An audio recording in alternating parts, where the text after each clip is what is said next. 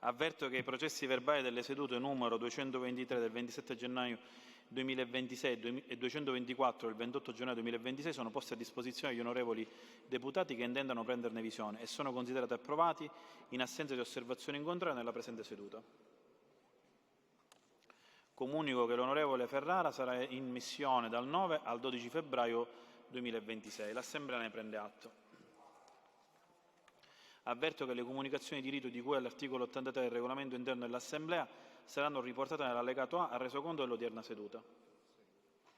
Comunico che a seguito dell'accoglimento come raccomandazione da parte del Governo nella seduta numero 220 del 16, 17, 18, 19, 20 e 21 dicembre 2025 degli ordini del giorno numero 468 e 469 sono conseguentemente superate rispettivamente le mozioni numero 323 e 324 in quanto di identico contenuto. L'Assemblea ne prende atto.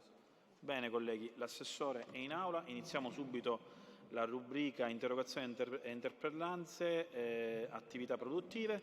Andiamo all'interrogazione numero 1740, notizie circa le opportune interlocuzioni con il MEF per la tutela dei lavoratori e lo stabilimento della ST Microelectronics, sito nel polo industriale di Catania, a prima firma dell'onorevole Saverino ed altri. Prego, Assessore. Sì. No, va bene. Prego, Assessore, a lei la parola. Sì, grazie Presidente. Risposto all'interrogazione numero 1740 dell'onorevole Saverino Ersilia, con l'atto ispettivo in oggetto, pervenuto nel maggio dello scorso anno, l'onorevole interrogante, dopo aver sottolineato l'importanza della ST Microelectronics SRL nel settore dei semiconduttori, con stabilimenti in tutto il mondo, fra i quali quello dell'Etna Valley di Catania, in cui sono impiegati circa 5.000 lavoratori, rappresenta che la ST Microelectronics SRL è una società partecipata dallo Stato italiano e di quello francese che detengono ciascuno il 27,5% delle azioni. Sottolinea che a fronte di una consistente riduzione del fatturato nel 2024 è stato annunciato un piano di riduzione delle spese e l'avvio della cassa integrazione per 2.500 lavoratori dello stabilimento catanese e ravvisa l'opportunità che la Regione siciliana si faccia parte attiva della vertenza, così come richiesto con una mozione di pari oggetto. Chiede pertanto quali iniziative siano state intraprese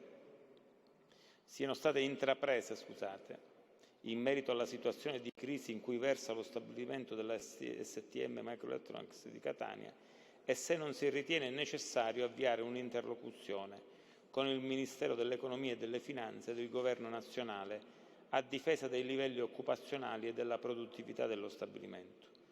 Nel merito delle questioni poste si rappresenta che l'impresa ha sede legale ad Agrate Brianza e svolge l'attività economica afferente al settore dei semiconduttori riconducibile al codice Ateco 26.10, produzione di schede elettroniche e componenti, prevalentemente negli stabilimenti di Agrate Brianza e di Catania. In particolare la società proponente opera come Integrated Device Manufacturing e progetta, sviluppa, produce e commercializza un'ampia gamma di prodotti basati su diverse tecnologie, dalla mobilità intelligente all'energia, i cui campi di attività si svolgono a 4 principali settori: automobilistico, industriale, elettronica e apparecchiature di comunicazione, nonché computer e periferiche. Negli ultimi anni, soprattutto nel periodo post-Covid, la STM attraversa un momento di difficoltà che è il risultato di una combinazione di dinamiche di mercato globali e specifiche pressioni competitive e geopolitiche e si manifesta come un mercato rallentato dalla domanda per specifici semiconduttori, in particolare quelli destinati all'automotive tradizionale, all'elettronica industriale e agli elettrodomestici, che ha portato a un calo sostanziale della redditività. Come conseguenza di tale situazione di difficoltà, STM ha annunciato un programma di ristrutturazione aziendale volto a rimodellare l'organizzazione produttiva globale e a ridurre in modo significativo la base di costi, prevedendo anche di ridurre la propria forza lavoro. Questa situazione interessa anche gli impianti di produzione siti in Italia, cioè quello di Agrate e Brianza e quello di Catania. Considerata la rilevanza della questione ed il notevole impatto sul fronte occupazionale, la tematica, che ha una rilevanza nazionale, è seguita direttamente dal Ministero delle Imprese e del Made in Italy. Proprio per tale finalità, presso il MIMIT è stato costituito un tavolo nazionale sullo sviluppo industriale di STM, in cui partecipano, oltre al Ministero delle Imprese e del Made in Italy, il Ministero dell'Economia e delle Finanze e i rappresentanti della Regione Lombardia e della Regione Siciliana, insieme alle organizzazioni sindacali. Il tavolo è diventato un tavolo di confronto permanente per sottolineare la volontà delle istituzioni di mantenere un'attenzione costante sulle attività strategiche dell'azienda, che ha un ruolo centrale nel settore della microelettronica nazionale ed europea. Nell'ottica del piano di sviluppo industriale, la STM sta intraprendendo investimenti strategici sostanziali nelle tecnologie del carburo di silicio e del nitruro di gallio, inclusa la costruzione di nuove strutture produttive, ad esempio Catania per il SIC e per la formazione di partnership chiave con altre aziende extraeuropee.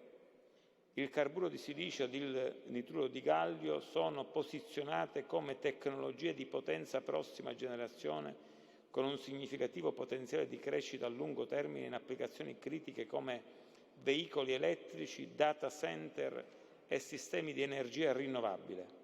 In quest'ottica lo stabilimento di Catania rappresenta un tassello chiave nella strategia europea per la produzione di semiconduttori.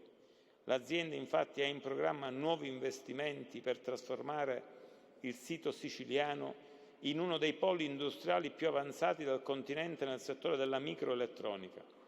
Il rimodellamento dell'impronta produttiva di STM è strettamente allineato con gli obiettivi dell'EU Chips Act, un'iniziativa europea volta a rafforzare la produzione interna di semiconduttori e a ridurre la dipendenza strategica da fornitori esterni.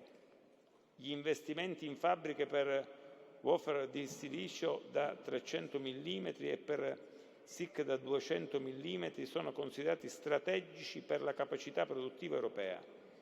In linea con le indicazioni europee e con le indicazioni ministeriali, è opportuno evidenziare che il Governo si è impegnato a sostenere il programma di riconversione della STM e di conseguenza tutelare la forza lavoro e creare nuove opportunità di inserimento lavorativo in Sicilia.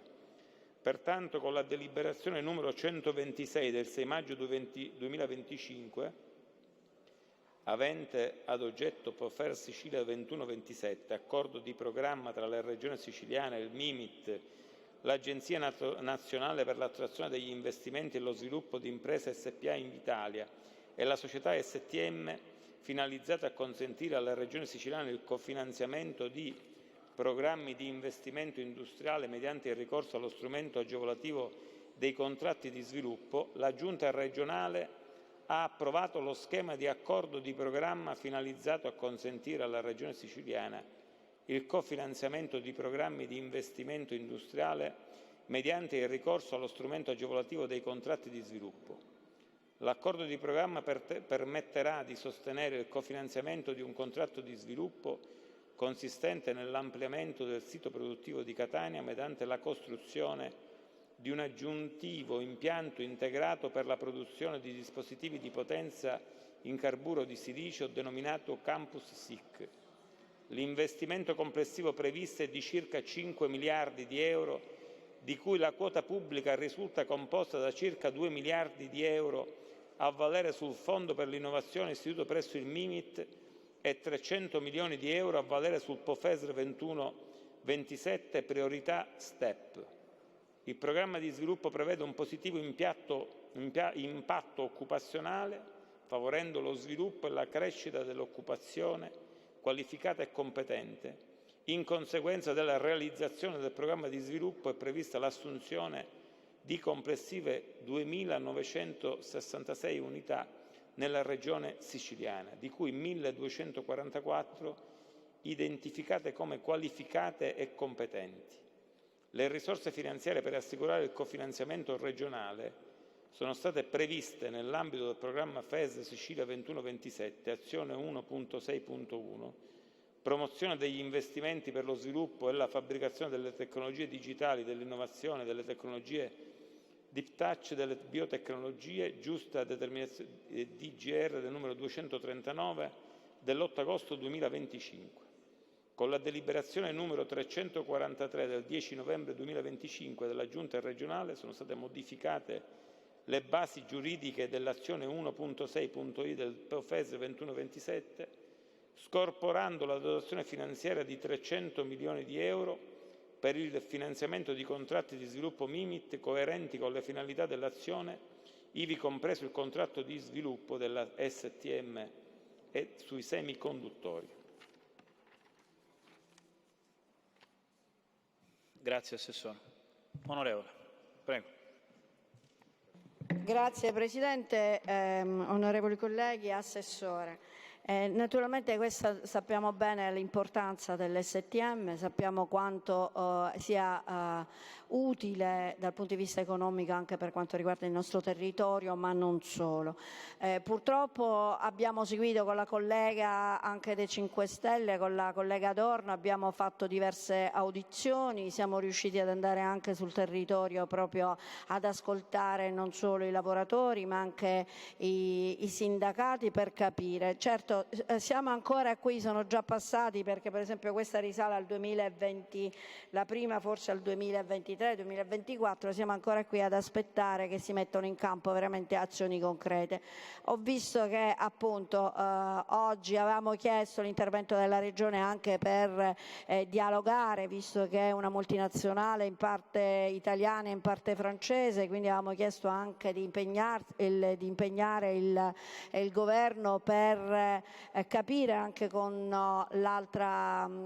i soci, diciamo, di questa produzione, di questa multinazionale, cosa veramente si possa fare per salvare una realtà che è fondamentale per i nostri territori.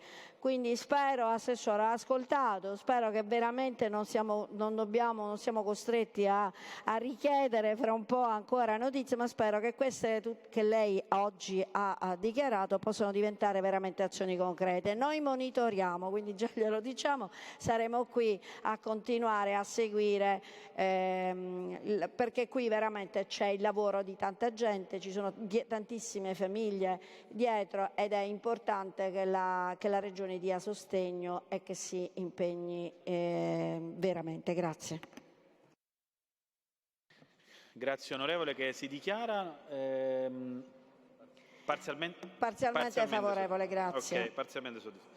Grazie onorevole. Andiamo alla interrogazione numero 1755, notizia in ordine all'impatto economico e occupazionale della sentenza della Corte Costituzionale numero 38 del 2025 che dichiara illegittimo il decreto sul polo petrolchimico di Priolo. A firma Lavardera. Prego Assessore.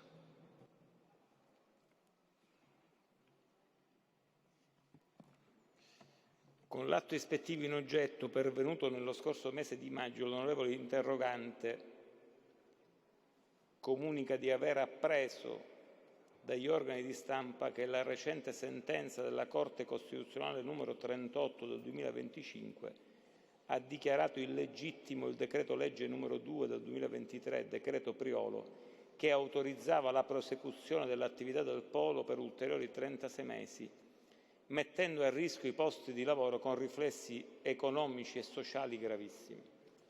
Chiede se vi sia conoscenza della sentenza della Corte Costituzionale dell'impatto sociale, se si intende aprire un tavolo di crisi con il Governo nazionale al fine di individuare soluzioni industriali alternative per il rilancio produttivo dell'area. Le problematiche riguardanti il polo petrolchimico di Priolo sono state trattate nell'ambito dei tavoli di confronto per la crisi di impresa di rilievo nazionale, la cui competenza attiene alla struttura istituita presso il MIMIT in base all'articolo 1, comma 852 della legge 27 dicembre 2006, numero 296, recante disposizioni per la formazione del bilancio annuale e pluriennale dello Stato, legge finanziaria del 2027. Il coordinamento delle attività della struttura per la crisi d'impresa è stato attribuito alla Divisione 8, Politiche per la risoluzione delle crisi d'impresa, nella Direzione Generale per la Politica Industriale, la riconversione e la crisi industriale, l'innovazione, le PMI e il Made in Italy del MIMIT, articolo 4,1 lettera H, punto 5, decreto del Ministero delle Imprese del Made in Italy del 10 gennaio 2024. La struttura opera in raccordo con il Ministero del Lavoro e della Previdenza Sociale al fine di contrastare il declino dell'apparato produttivo anche mediante salvaguardia e consolidamento di attività e livelli occupazionali delle imprese di rilevanti dimensioni che versano in crisi economico-finanziaria. Struttura per la crisi d'impresa. La questione del polo petrolchimico di Priolo è all'attenzione del MIMIT, che ha avviato degli incontri specifici ai quali ha partecipato la Regione con il Presidente, l'assessore al territorio e ambiente, l'ARPA e il commissario per l'adeguamento del depuratore consortile. A seguito degli incontri tenutisi si attendono le indicazioni che verranno impartite dalla struttura ministeriale anche alla luce degli sviluppi derivanti dalla sentenza numero 38 del 2025 della Corte Costituzionale. Grazie Assessore. Onorevole Lavardera, come si dichiara? Grazie Presidente, grazie onorevoli colleghi. Rispetto alla vicenda posta in essere in questa interrogazione, la seconda parte dell'interrogazione faceva riferimento anche alla criticità della vicenda del depuratore IAS di proprietà della Regione Siciliana, sottoposto a sequestro preventivo dal 2022 e rimasto operativo solo grazie al decreto che è stato annullato. Senza questo impianto, ricordo a quest'Aula e all'assessore, la continuità produttiva del polo è seriamente compromessa. È ovviamente inutile ricordare che la nostra Regione ovviamente ha importanza fondamentale di quel polo ed c'è un rischio concreto di quasi 10.000 posti di lavoro che sono ovviamente in bilico e che seguono con ansia le determinazioni che il Governo centrale intenderà intraprendere. Quindi, nell'attesa che il Governo centrale possa determinarsi in tal senso, siamo fiduciosi che il Governo regionale possa seguire da vicino le vicende del polo petrolchimico di Priolo. Quindi mi dichiaro parzialmente soddisfatto. Grazie. Grazie onorevole. Andiamo all'interrogazione numero 1765, notizia in ordine al pignoramento dell'incubatore di impresa di Termini Imerese ed in merito all'indagine della Corte dei Conti per danno erariale, a prima firma dell'onorevole Lavardera. Prego Assessore. Con l'atto ispettivo in oggetto pervenuto nel maggio dello scorso anno, l'onorevole interrogante rappresenta che da notizie di stampa del 2024 è stata aperta un'indagine da parte della Procura della Corte dei Conti in merito a un presunto danno erariale connesso al pignoramento dell'incubatore di impresa realizzato da Invitalia a Termini Imerese su un'area di proprietà del Consorzio ASI di Palermo, che il Tribunale di Termini Imerese ha disposto il pignoramento dell'immobile nei primi mesi dello scorso anno per un credito di 100.000 euro risalente ad un decennio che con interessi e spese è lievitato di circa 300.000 euro. L'incubatore di imprese, il cui valore complessivo è di 3,5 milioni di euro, è stato finanziato e realizzato da Invitalia, società controllate dal Ministero dell'Economia, ed è stato affidato 4 anni fa in gestione al Polo Meccatronica Valley, raggruppamento di imprese operante nell'ambito dell'innovazione industriale. Conseguentemente, a seguito del pignoramento e della nomina di un custode giudiziario da parte del Tribunale, il Polo Meccatronica Valley ha sospeso tutte le attività di animazione e sviluppo. Sempre attraverso lo stampa, l'onorevole interrogante è venuto a conoscenza che la Procura della Corte dei Conti ha già richiesto chiarimenti e documentazione all'assessorato regionale alle attività produttive, al Consorzio ASI e ad Invitalia. Chiede pertanto quali siano le motivazioni per cui il debito non è stato pagato ed è notevolmente lievitato, quali misure si intendono adottare per tutelare l'operatività dell'incubatore, se sia stata mandata la documentazione richiesta e se l'amministrazione regionale intende costituirsi parte civile ove sia accertato il danno irreale. Nel merito delle richieste, lo scrivente ha assunto dal commissario liquidatore del Consorzio ASI di Palermo le necessarie informazioni e relaziona quanto segue. Con contratto del 16 aprile 2004 il Consorzio ASI di Palermo concedeva a Sviluppo Italia SpA, oggi Invitalia, l'uso a titolo gratuito per 30 anni di un proprio lotto di terreno sito a Termini Imerese. Ciò a fronte dell'impegno assunto da Sviluppo Italia a costruire l'edificio destinato ad incubatore di imprese, a gestirlo e ad inserirlo nella propria rete di analoghe strutture. Costi di progettazione e costruzione, tutto incluso e nulla escluso, restano a totale carico di Sviluppo Italia. Sviluppo Italia si impegna a propria cura e a proprie spese ad assicurare la gestione della manutenzione ordinaria e straordinaria dell'edificio che verrà realizzato. Al termine della concessione, il lotto industriale dell'incubatore verranno restituiti al Consorzio ASI senza alcun corrispettivo e il Consorzio sarà liberato di destinare il lotto e l'edificio ivi realizzato per le finalità istituzionali dell'ente. Ad integrale compensazione della gratuità della concessione, Sviluppo Italia SpA investirà oltre 3,5 milioni di euro per la costruzione dell'incubatore. Invitalia ha sottoscritto una convenzione per la gestione di un centro di imprese con STH SRL e con la rete di imprese denominata Polo Meccatronica Valley Rete di Imprese, allo scopo di permettere alla STH SRL, in qualità di referente della rete di imprese Polo Meccatronica Valley, di utilizzare l'incubatore di imprese affinché presso di esso gli imprenditori possano trovare allocazione per le proprie aziende e ricevere servizi utili per lo svolgimento della propria attività, con durata fino al 30 giugno 2026, poi prorogata al 30/6/2030. L'intenzione di affidare l'immobile per la gestione dell'incubatore veniva comunicata da Invitalia con nota del 26 luglio 2021 al Consorzio ASI di Palermo in liquidazione, che pertanto non ha sostenuto alcun investimento. Su detti immobili è stata intrapresa dalla curatela del fallimento AMIA, creditrice del Consorzio ASI, una procedura esecutiva immobiliare iscritta innanzi al Tribunale Termini Imerese numero 112/2024 per un complessivo importo precettato di euro 266.826,61. La curatela del fallimento AMIA agisce in virtù di un decreto ingiuntivo non opposto e munito di formula esecutiva il 21/9/2020 per l'importo di euro 173.717,24 oltre spese di giudizio e interessi.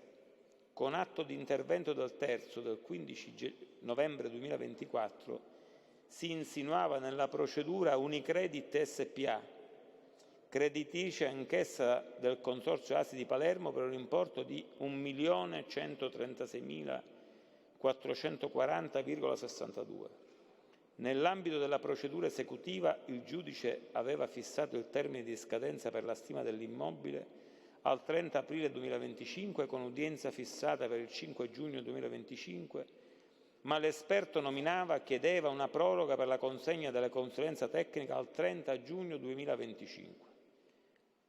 Il giudice del termine per il deposito della relazione peritale del 4 luglio 2025, presentata nei termini e sulla base dei rilievi e dei calcoli inseriti in perizia, proponeva al giudice una valutazione dell'immobile di stima base d'asta per la vendita del cespite pignorato pari a 2.977.395,30.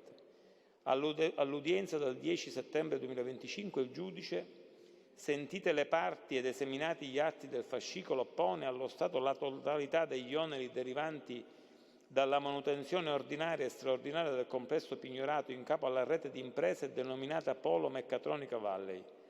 Revoca per l'effetto i provvedimenti anteriormente emessi che hanno posto il compimento delle opere manutentive a carico della procedura del creditore procedente, con l'eccezione delle spese fino ad oggi sostenute per l'attività di vigilanza notturna eseguite da Mondial Pole SpA in forza del contratto in atti.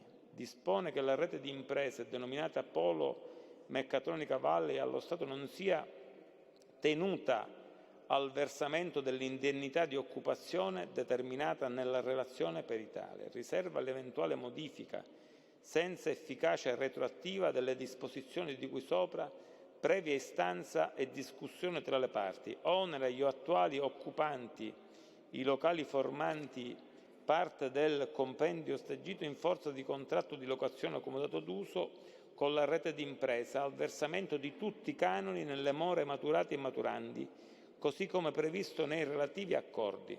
Assegna al creditore intervenuto, eredi di Calefati di Canalotti Guido, termine per 30 giorni per replicare alle contestazioni mosse dalla società debitrice, riservandosi di provvedere all'esito. Con separata ordinanza del 10/9/2025 il giudice disponeva la delega delle operazioni di vendita del compendio pignorato all'avvocato Giancarlo Lobello, che a seguito del mandato ricevuto con avviso di vendita senza incanto notificava al Consorzio ASI di Palermo la vendita senza incanto del compendio pignorato fissata per il 28 gennaio 2026. Stante la mancata aggiudicazione del bene alla prima asta andata deserta, veniva notificato un secondo avviso di vendita senza incanto con modalità telematica sincrona pari pura per il 13 maggio 2026 alle ore 9:30 ad un prezzo base pari a 2.530.786, con offerta minima di euro 1.898.089,50. Il disparte è opportuno rappresentare che le criticità concernenti le cause del pignoramento conseguenti alle difficoltà di liquidità degli ASI erano collegate alle disposizioni dettate dalla legge regionale 12 gennaio 2012 numero 8 e successive modifiche, ed in particolare dall'articolo 19 con il quale è stato costituito l'IRSAP, sono state poste in liquidazione i consorzi ASI e sono state introdotte disposizioni per la liquidazione. Le suddette disposizioni non tenevano conto dell'esigenza di tutelare gli insediamenti produttivi attualmente presenti sul territorio e quindi innescavano l'attivazione di contenzioso che, nel conseguente rischio di un prolungamento delle procedure di liquidazione ed aggravio dei costi delle procedure, riconoscevano un diritto di prelazione all'esito delle procedure di vendita in capo alla Regione e poi in capo ai soggetti titolari di regolare contratti sui beni stessi, ma non tenevano conto di irregolarità derivanti da soggetti insediati che non avevano perfezionato i contratti. Le criticità conseguenti sono state affrontate dallo scrivente che, a seguito di numerosi tavoli tecnici che hanno coinvolto le imprese insediate ed i commissari liquidatori dei consorzi, ha lavorato alla predisposizione di una modifica dell'articolo 19 ed in particolare l'articolo 9 che regola le procedure di vendita, che è stata inserita nella legge regionale 12 maggio 2025, disposizioni in materia di attività produttive e sviluppo economico. Tale norma consentirà di snellire le procedure di vendita, tutelerà i soggetti regolarmente insediati o quelli che detengono i beni immobili previa regolarizzazione, che potranno esercitare il diritto di prelazione prima di procedere alla vendita con procedure di evidenza pubblica al prezzo determinato da IRSAP e consentirà ai commissari di procedere alle liquidazioni. Prego, onorevole Lavardera, come si dichiara? Sì, grazie, grazie Presidente, grazie Assessore. Rispetto alla composita analisi della vicenda in oggetto posta nell'interrogazione, la relazione mi convince e mi porta a ritenermi soddisfatto. A proposito di Termini Imerese, volevo sottoporre all'Assessore, ma ritengo anche al Presidente della Commissione Attività Produttive, l'onorevole Vitrano, che da diverse settimane ormai chiedo un'audizione urgente rispetto alla vicenda Bluetech e più volte i commissari o comunque i partecipanti hanno rinviato ulteriormente il proprio invito. Avremmo dovuto fare oggi la l'audizione in oggetto, insieme tra l'altro con l'onorevole Giambone. Domani è stata fatta un'ulteriore modifica perché noi eravamo disposti a incontrarli oggi.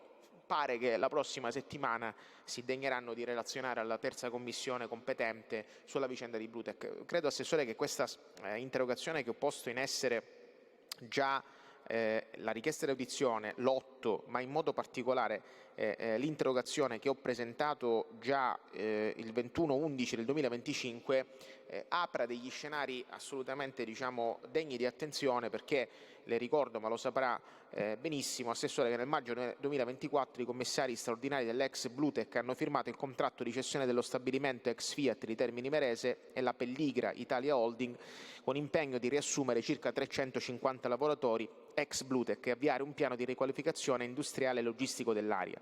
Con accordo quadro del 12 agosto del 2024, sottoscritto da Regione, Ministero, sindacati e Pelligra, è stata sancita la tutela dei 540 lavoratori. In data recente l'assetto societario è stato modificato. Infatti Pelligra ha ceduto il 90% dell'SRL a cui era stato affidato l'ex Blutech, con il 70,22% in capo a Nicolosi Trasporti e il restante 17,78% a un consorzio della CAEC. Pelligra mantiene quindi solo il 10%.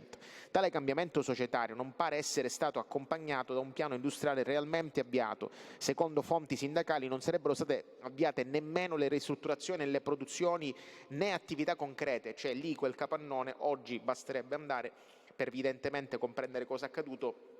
Ed è stato già diffusamente anche raccontato dall'emittente televisiva Teleiato, che sulla vicenda ha fatto diverse puntate per raccontare che la vicenda è assolutamente incredibile, e anche coloro i quali hanno perso durante la cosiddetta causa di cessione di questo bene hanno fatto un esposto dettagliato persino alla Procura. Quindi noi chiedevamo, e sono convinto che questa interrogazione può avere anche una priorità, quale sia l'esatto stato dell'attuazione del piano di rilancio dell'area ex Blutech Fiat di Termini Imerese alla data odierna, quali interventi sono stati realizzati, quali opere infrastrutturali o logistiche sono in corso, se e quando sarà definito e reso pubblico un piano industriale completo, comprensivo di calendario operativo, investimenti, produzione prevista, numero di posti di lavoro, modalità di monitoraggio, che la Regione intende garantire la vigilanza sul nuovo assetto societario con prevalenza Nicolosi Trasporti e CAEC rispetto a Pelligra. Cioè si è fatta una cosa inizialmente, poi è diventata tutta un'altra cosa. Per evitare i rischi di speculazione e abbandono dell'area, ulteriore degrado,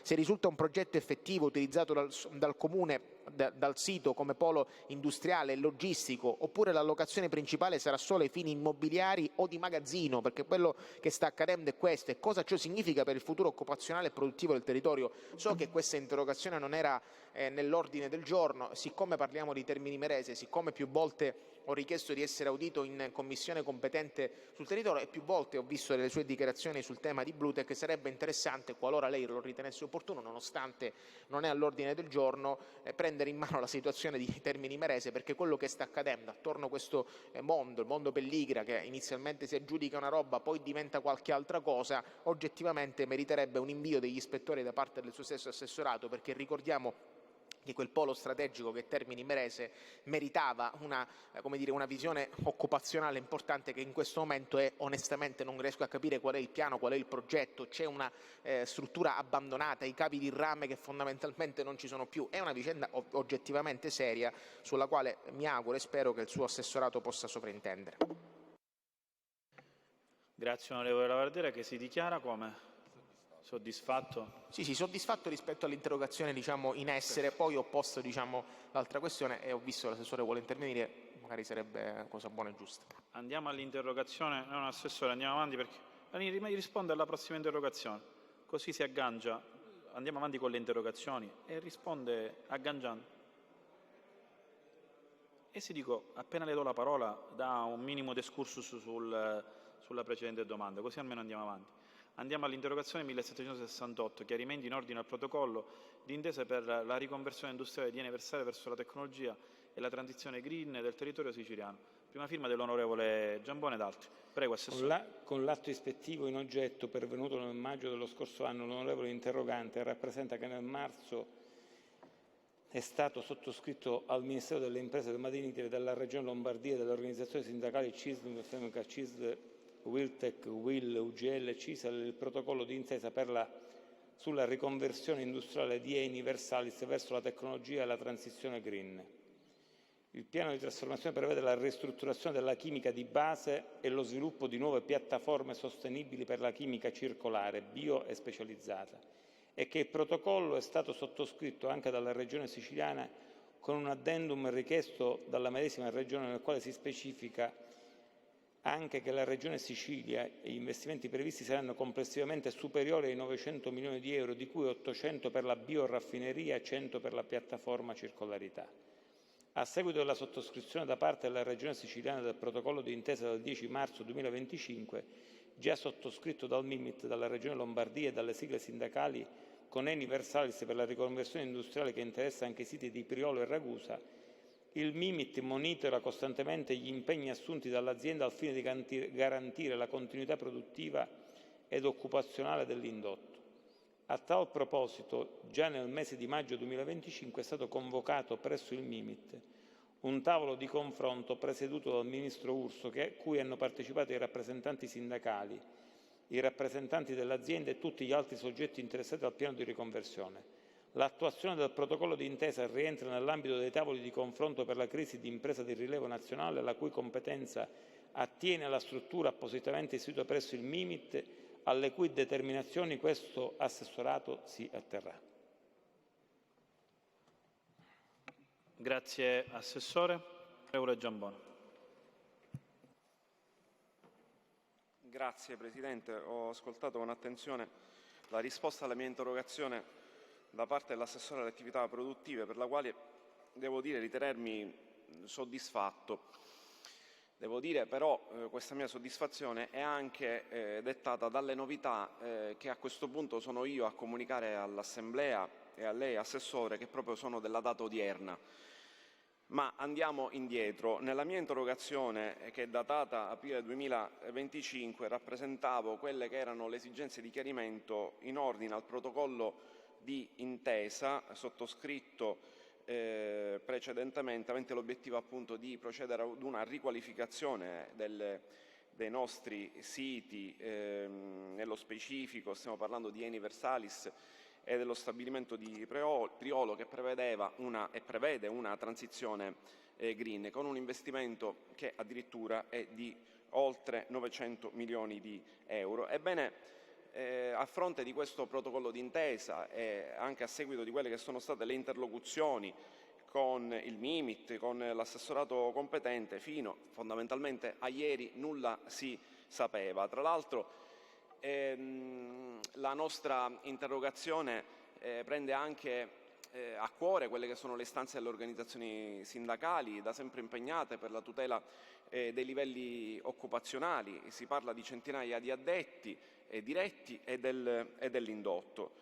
Ebbene, la notizia che io riferisco a tutti quanti, anche al Governo, che proprio oggi, quindi 3 di febbraio, io leggo un comunicato stampa della data odierna, Eni, che è appunto la società interessata alla sottoscrizione e al compimento del piano di riconversione e di transizione green, ha sottoscritto un accordo con Kuwait Italia e hanno annunciato il piano di trasformazione del sito Versalis di Priolo per la costruzione di una nuova bioraffineria in Sicilia.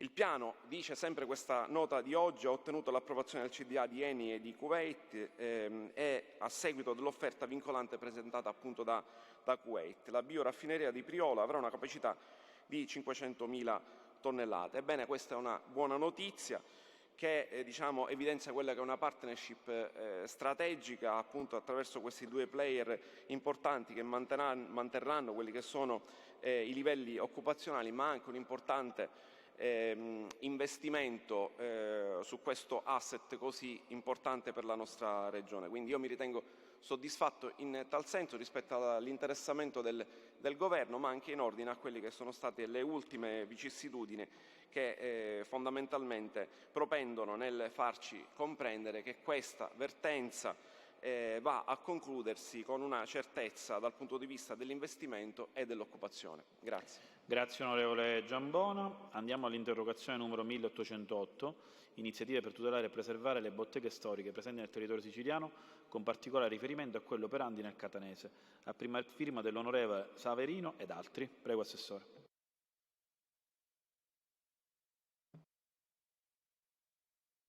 Con l'atto ispettivo in oggetto, pervenuto nel giugno dello scorso anno, l'onorevole interrogante evidenzia che da parecchi anni si assiste ad un declino e alla chiusura di numerose botteghe storiche a vantaggio di altre attività, centri commerciali, eccetera, che attraggono anche per l'ampia offerta di spazi per il tempo libero.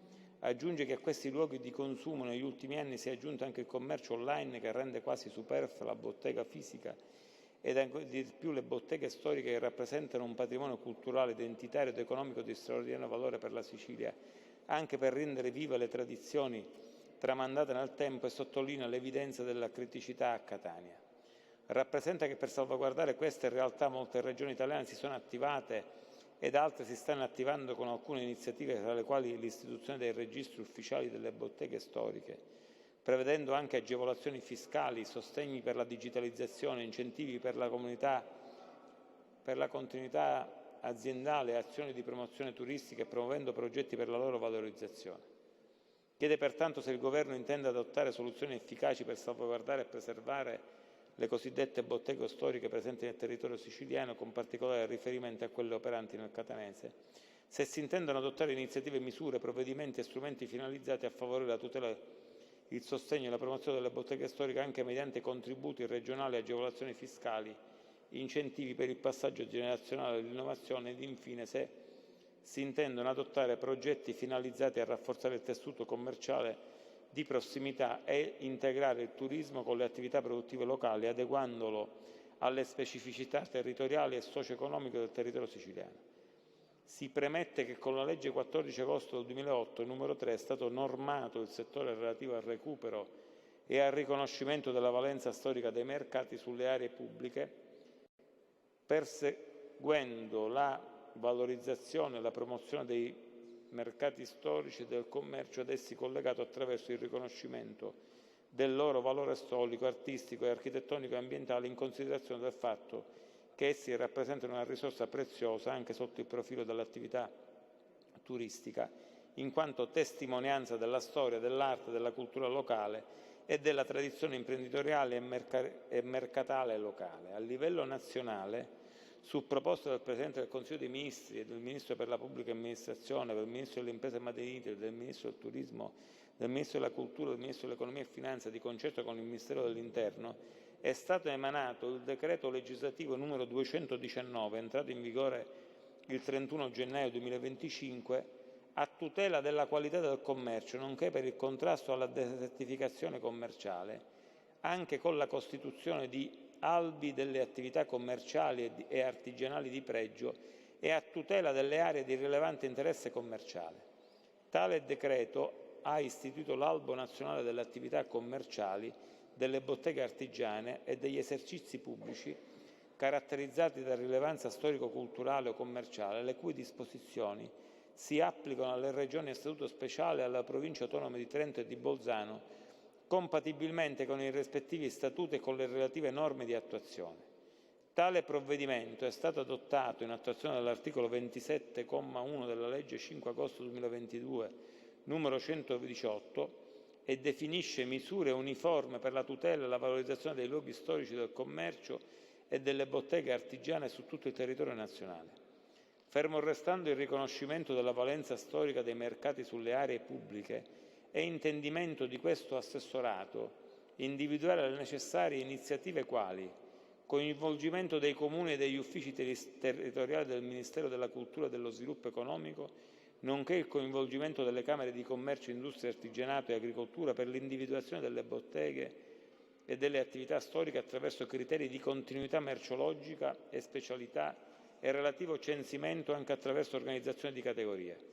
Istituzione di un elenco regionale delle botteghe storiche e delle attività storiche che verrà reso pubblico sui siti e la relativa iscrizione con il rilascio di regolare riconoscimento con la definizione di un logo. Onorevole Savarino, prego. Grazie Presidente. Onorevoli colleghi, Assessore. Ho visto all'inizio della sua interrogazione, della sua risposta, non fa altro che riprendere tutti i dati che avevo messo nella mia interrogazione, quindi sappiamo bene che appunto purtroppo negli ultimi anni assistiamo alla chiusura di numerose botteghe, quindi tradizione, identità siciliana, perdendo anche la realtà di alcune aree. Io ho fatto un esempio su Via Etnea, che oggi ha cambiato volto, che era il salotto nostro catanese e che comunque traspirava cultura e identità nostra siciliana. Oggi noi siamo più franchising e poi, come diceva lei, appunto, e come avevo scritto, supermercati, ipermercati, centri commerciali. È ovvio che è cambiata la cultura e il modo, la gente si approccia in maniera diversa anche all'acquisto, ma soprattutto poi c'è stata anche l'aggiunta degli acquisti online, che ha peggiorato ancora di più la situazione. Quindi è vero che noi chiedo in questa interrogazione cosa vuole fare la Regione per supportare invece la nostra tradizione, la nostra cultura, le nostre botteghe storiche, senza pensare che sulle botteghe storiche noi andiamo a perdere anche un passaggio generazionale. Sono mestieri che noi non ritroveremo più, e a tal proposito più volte ho inserito in finanziaria proprio un emendamento che riguardava proprio il passaggio generazionale, perché noi dobbiamo anche aiutare e supportare chi vuole continuare una tradizione. Quindi le chiedo, le chiedevo il registro, ben detto, quello che l'assessorato vuole fare, ma di fatto per sentirmi soddisfatta, credo, per potermi dichiarare soddisfatta, volevo sapere quello che già è stato fatto, perché anche questa risale già a un po' di mesi fa, a un anno fa, questa interrogazione, non so preciso la data. E quindi la buona volontà, per carità, però noi abbiamo bisogno di risposte concrete, di azioni concrete. Quindi io spero anche qui, Assessore, che presto possano venire, perché noi non possiamo permettere prevedere, abbiamo deciso di prevederle delle agevolazioni fiscali, dei sostegni per la digitalizzazione, incentivi proprio per la continuità aziendale. Sono anche proposte che noi possiamo fare, che in tanti emendamenti tante volte sono stati fatti. C'è anche un disegno di legge che è stato depositato al Partito Democratico in tal senso, proprio per aiutare e sostenere questa continuità anche territoriale, non solo che culturale. Quindi io spero, Assessore, che presto possano esserci delle risposte, che invece di dire prevede, che forse potrà dire l'assessorato abbiamo fatto. Quindi spero in questo, quindi mi sento parzialmente, vedo che le buone intenzioni ci sono anche in questo caso, e spero che appunto io sono disponibile a qualsiasi tipo di collaborazione per portare avanti risposte concrete, azioni concrete. Grazie. Grazie onorevole, che si dichiara parzialmente soddisfatta. O soddisfatta? No? Okay. Andiamo all'interrogazione 1935, notizie in merito all'avvertenza riguardante i lavoratori impiegati presso la Camera Sport di Palermo, a prima firma presso Cammarata Sport di Palermo, a prima firma di Giambona ed altri. Nel frattempo comunico il congedo per motivi di salute dell'onorevole Adorno. Prego, Assessore. Interrogazione numero 1935. Prego. Con l'atto ispettivo in oggetto indicato, pervenuto nel mese di ottobre dello scorso anno, l'onorevole interrogante chiede se il Governo regionale sia a conoscenza della chiusura dello store Cammarata, come comunicato da MG Consulting, società subentrata nella gestione dei negozi Cammarata, e nella volontà della società medesima di retrocedere l'azienda alla Cammarata Sport 2000, compresi i 27 lavoratori dipendenti già trasferiti nella vecchia alla nuova società. Tale situazione ha causato incertezza e preoccupazione da parte dei lavoratori, sostenuti dalle organizzazioni sindacali, anche in regime del fatto che la società Cammarata Sport 2000 sembra aver escluso categoricamente l'applicazione dell'articolo 2112 del Codice Civile, che prevede il passaggio dei lavoratori senza soluzione di continuità.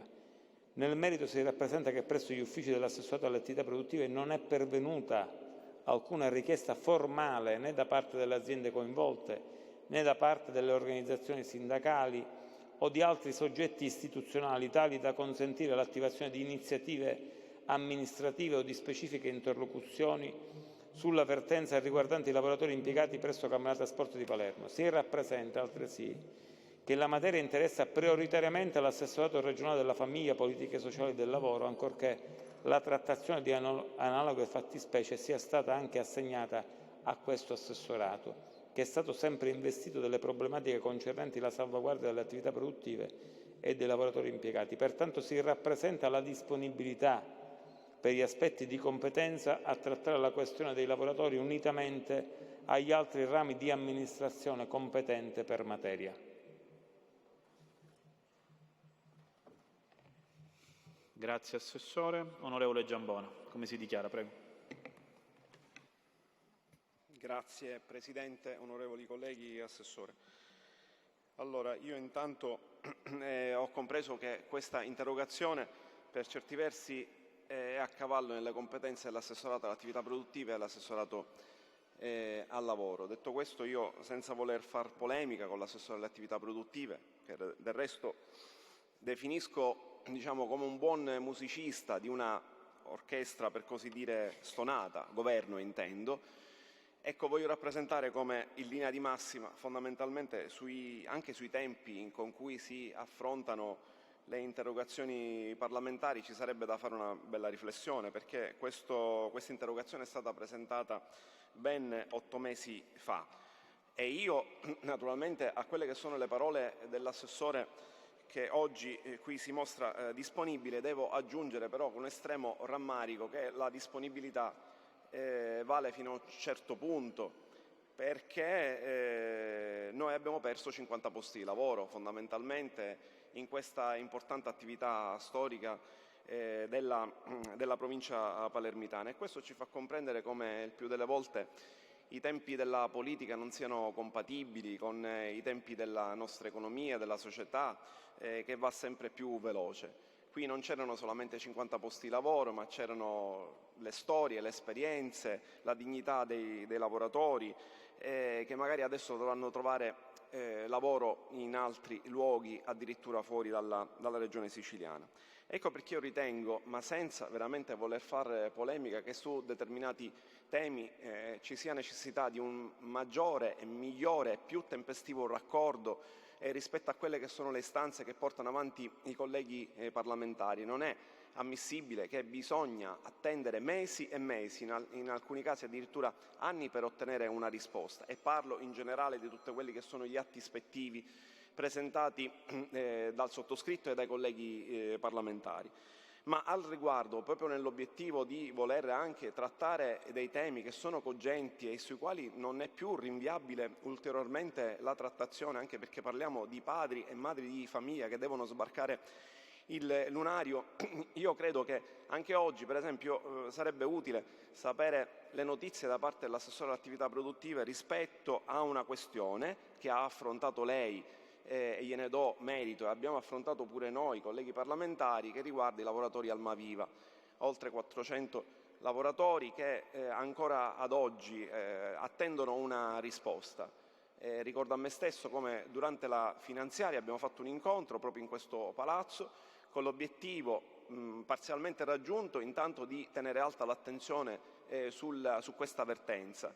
In quel contesto fu preso un impegno, anche quello di fondamentalmente sottoscrivere un accordo attraverso delle delibere di giunta che avrebbero previsto fondamentalmente il coinvolgimento dei lavoratori nel progetto 116 e 117, quindi il percorso di digitalizzazione e delle nostre appunto del percorso, per così dire, in ambito sanitario, del sistema sanitario regionale. E allora io ritengo, Presidente, siccome vedo che c'è l'assessore che è disponibile a rispondere, perché poi dico, stiamo parlando, no, per carità, se è disponibile, qualora allora, Onorevole. Qualora, concludo. Onorevole Giambon. Concludo. Io vi dico questo, io ovviamente vi faccio intervenire e non intervengo ad interrompere il vostro intervento, però il punto è qual è? Che ci dobbiamo attenere all'interrogazione, perché è chiaro, se poi vengono fatte altre domande io non posso fare rispondere l'assessore, nonostante l'assessore possa dare la disponibilità alla risposta, ma la risposta è solo sull'interrogazione, altrimenti poi si crea un dibattito e non riusciamo, e andiamo fuori al discorso della rubrica interpellanze e interrogazioni. Prego, onorevole. Presidente, colleghi, non è mia intenzione assolutamente insistere, ci mancherebbe, non è nei miei modi, lo sapete perfettamente, per cui io ho rappresentato un tema di ordine procedurale, in funzione del quale molto spesso noi presentiamo interrogazioni che ottengono risposta mesi e mesi dopo. In questi giorni noi ci aspettavamo una risposta di matrice governativa in ordine alla risoluzione dei lavoratori, della vertenza dei lavoratori Almaviva, a cui veramente noi tutti abbiamo seguito, che ci sta particolarmente al cuore, senza guardare quello che è il colore politico. Nei prossimi giorni ci attendiamo in maniera spedita e rapida che a seguito di quelli che sono stati impegni presi a suo tempo si passi a concretezza. Grazie onorevole Giambona. Io al solito Assessore, prego. Scusi, io le chiedo per favore di o trattare temi che sono attinenti alle interrogazioni, perché se poi si parla di io la ringrazio, onorevole Giambona, non è che ci mancherebbe altro, lei pone dei problemi di natura sociale, delle vertenze che abbiamo seguito e ci sono delle novità, perché proprio venerdì abbiamo fatto un incontro presso la Presidenza della Regione in cui erano presenti i sindacati ed era presente anche qualche deputato, personalmente, che ha partecipato non ai lavori tecnici, ma era giù e lo abbiamo anche informato insieme ai lavoratori, insieme ai sindacati. Quindi la informerò io quando a margine finiremo le interrogazioni e sarò veramente lieto e contento e felice di informarla del buon operato da parte del Governo e finalmente siamo arrivati alla conclusione, probabilmente alla soluzione definitiva per il servizio 116-117. Però io vi prego di attenervi alle materie che fanno parte delle interrogazioni. Se poi noi dobbiamo divagare in altri settori, poi diventa un dibattito. Io oggi penso che non sia corretto fare dibattiti. Grazie. Grazie Assessore. Allora, ci tengo a precisare una cosa, colleghi. Intanto sul discorso delle interrogazioni vi ricordo sempre che le interrogazioni arrivano e vengono portate in aula in ordine cronologico, perché è chiaro che in base all'ordine cronologico e all'ordine in cui poi vengono indirizzati i lavori d'aula, noi andiamo ad esaminare le varie interrogazioni. Poi è chiaro che con la richiesta di risposta scritta i tempi si accelerano. Poi è chiaro, colleghi, che all'interno del vostro intervento io vi lascio intervenire, ovviamente vi lascio anche spaziare su altri temi. Chiedo ovviamente al Governo so benissimo che gli interventi magari possono andare fuori temi, ma al limite l'Aula o i colleghi li riprende il Presidente dell'Assemblea e non il Governo. Andiamo all'interrogazione numero 1954, notizie urgenti in merito alla riqualificazione e gestione delle terme di Sciacca da Cireale, a prima firma Lavardera. Prego, Assessore. 1954. Con l'atto ispettivo in oggetto pervenuto il mese di agosto dello scorso anno, l'onorevole interrogante evidenzia che al 30 maggio 2025 nessuna offerta è stata presentata per aderire al bando di project financing per la riqualificazione e la gestione delle terme di Sciacca e di Cireale, che prevedeva da parte del Dipartimento per l'Energia la produzione di una relazione tecnica sulla qualità e quantità delle acque termali. Sottolinea che la relazione fornita rileva come le acque siano ormai fredde, in bassa quantità e inquinate dalle fognature della violenta urbanizzazione circostante. Rappresenta altresì che il Grande Hotel delle Terme di Cireale, divenuto nel 2021 patrimonio della Regione Siciliana al costo di 5 milioni di euro del bilancio regionale, è andato completamente distrutto a causa del totale abbandono.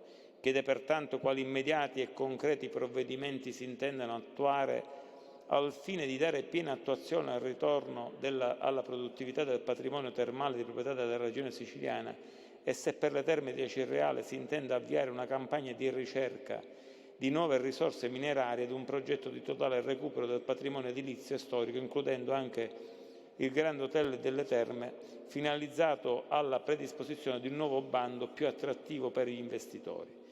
Preliminarmente si rappresenta che il Dipartimento Attività Produttive ha emesso il DG numero 3396 del 18/12/2024, con il quale è stato approvato un avviso esplorativo pubblico per il rilancio del complesso termale di Acireale, finalizzato alla ricerca di operatori economici interessati alla presentazione di proposte di partenariato pubblico-privato ai sensi dell'articolo 193 del decreto legislativo numero 36 del 2023, aventi a oggetto la concessione per la progettazione e l'esecuzione dei lavori e la gestione di ciascun complesso termale di proprietà dell'amministrazione, unitamente alla relativa concessione mineraria ai sensi della legge regionale numero 54 del 1956 e successive modifiche e integrazioni, finanziato nell'ambito del Fondo Sviluppo e la Coesione FSC 2021-27, delibera CIVES 9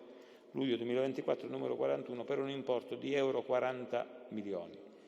Nel merito del bando pubblicato, l'individuazione dell'area, definizione del presunto costo dell'intervento e durata della concessione, i contenuti sono stati definiti dal tavolo tecnico istituito presso la Presidenza della Regione, del quale fanno parte la Presidenza della Regione, il Dipartimento Attività Produttive, il Dipartimento Tecnico, il Dipartimento dell'Energia, il Dipartimento del Turismo, dello Sport e Spettacolo, il Dipartimento del Bilancio e Tesoro, il Dipartimento delle Finanze e del Credito e l'assistenza tecnica di Cassa Depositi e Prestiti.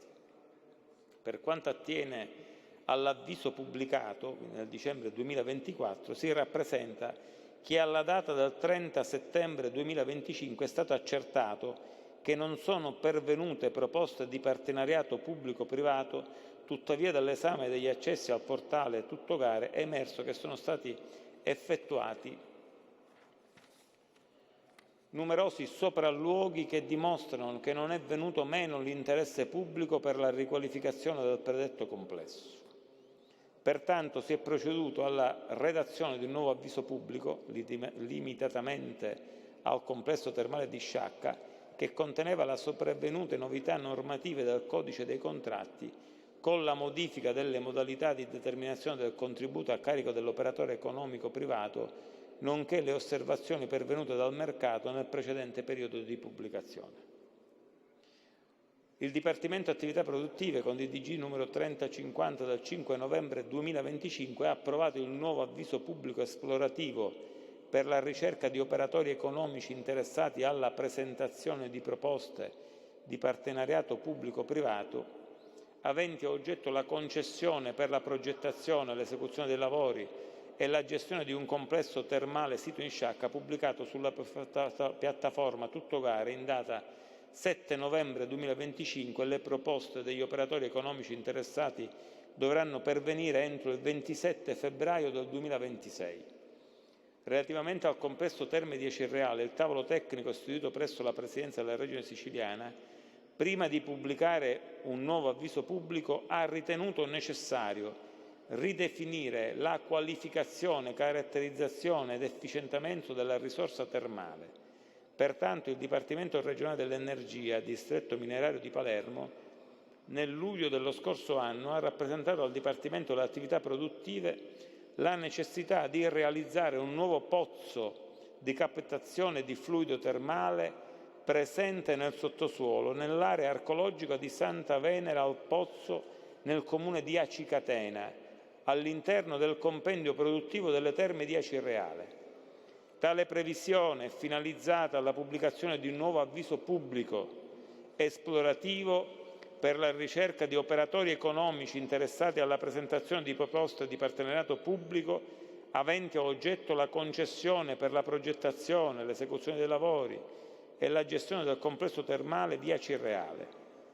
Il Dipartimento delle Attività Produttive ha emesso il DDG numero 2238 del 25 agosto 2025, con il quale, per dare copertura alla realizzazione dei lavori di trivellazione di un nuovo pozzo nel sito termale di Acireale, è stata accertata in entrata nell'esercizio 2025 la somma di euro 119.474,10 sul capitolo 8576. La Ragioneria Generale, con il DDG del numero 1678 dell'8 settembre 2025, ha iscritto in bilancio nell'esercizio 2025 la somma di euro 119.474,10 sul capitolo 742059 necessario ad avviare le procedure di gara per la realizzazione dei lavori di trivellazione in argomento. Il Dipartimento regionale dell'Energia, Distretto Minerario di Palermo, con la nota del protocollo numero 33149 del 24/9/2025, ha trasmesso il progetto esecutivo per la realizzazione dei lavori di trivellazione in argomento. I lavori di trivellazione del nuovo pozzo nel sito termale di Acireale sono stati avviati in data 17 novembre 2025 e sono ancora in corso di conclusione.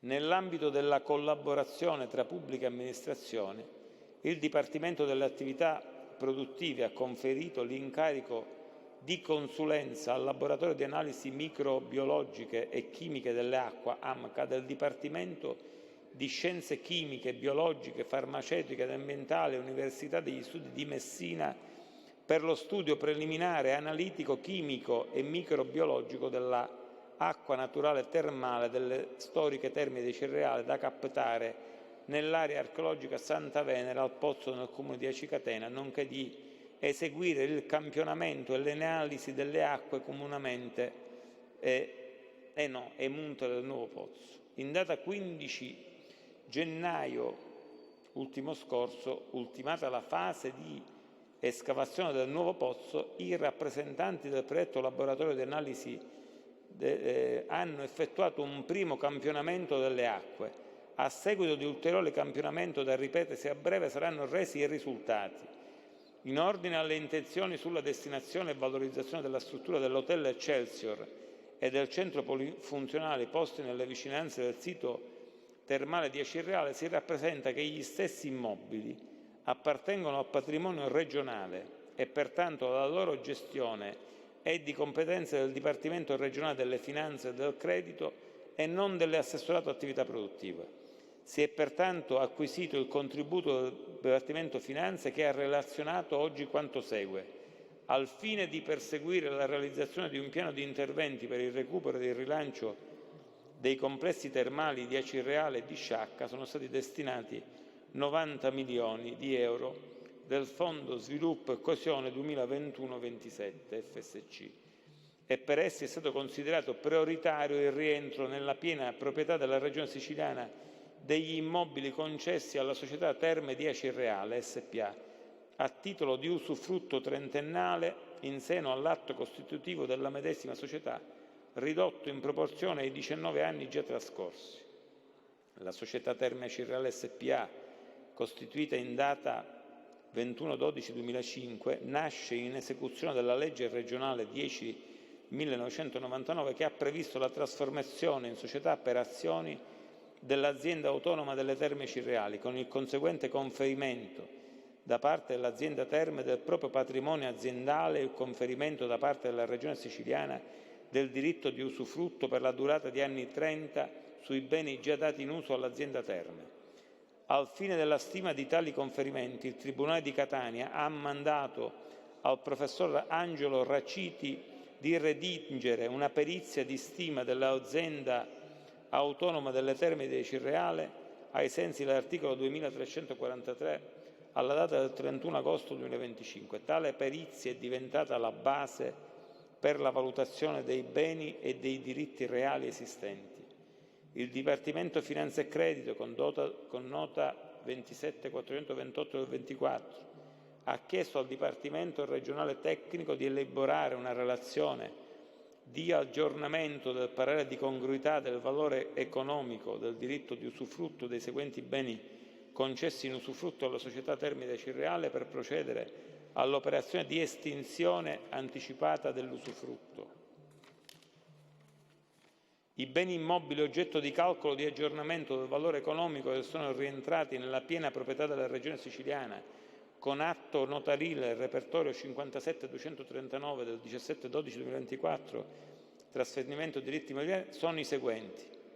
Complesso Terme Santa Venera in via delle Terme del Comune di Acireale, complesso Terme Santa Caterina in via Madonna delle Grazie nella frazione di Santa Caterina del Comune di Cirreale, fabbricato per esercizi sportivi a scopo non di lucro in via Madonna delle Grazie nella frazione Santa Caterina del Comune di Cirreale. L'estinzione anticipata del diritto di usufrutto è stato quantificato dal Dipartimento regionale tecnico in complessivi euro 720.232,20.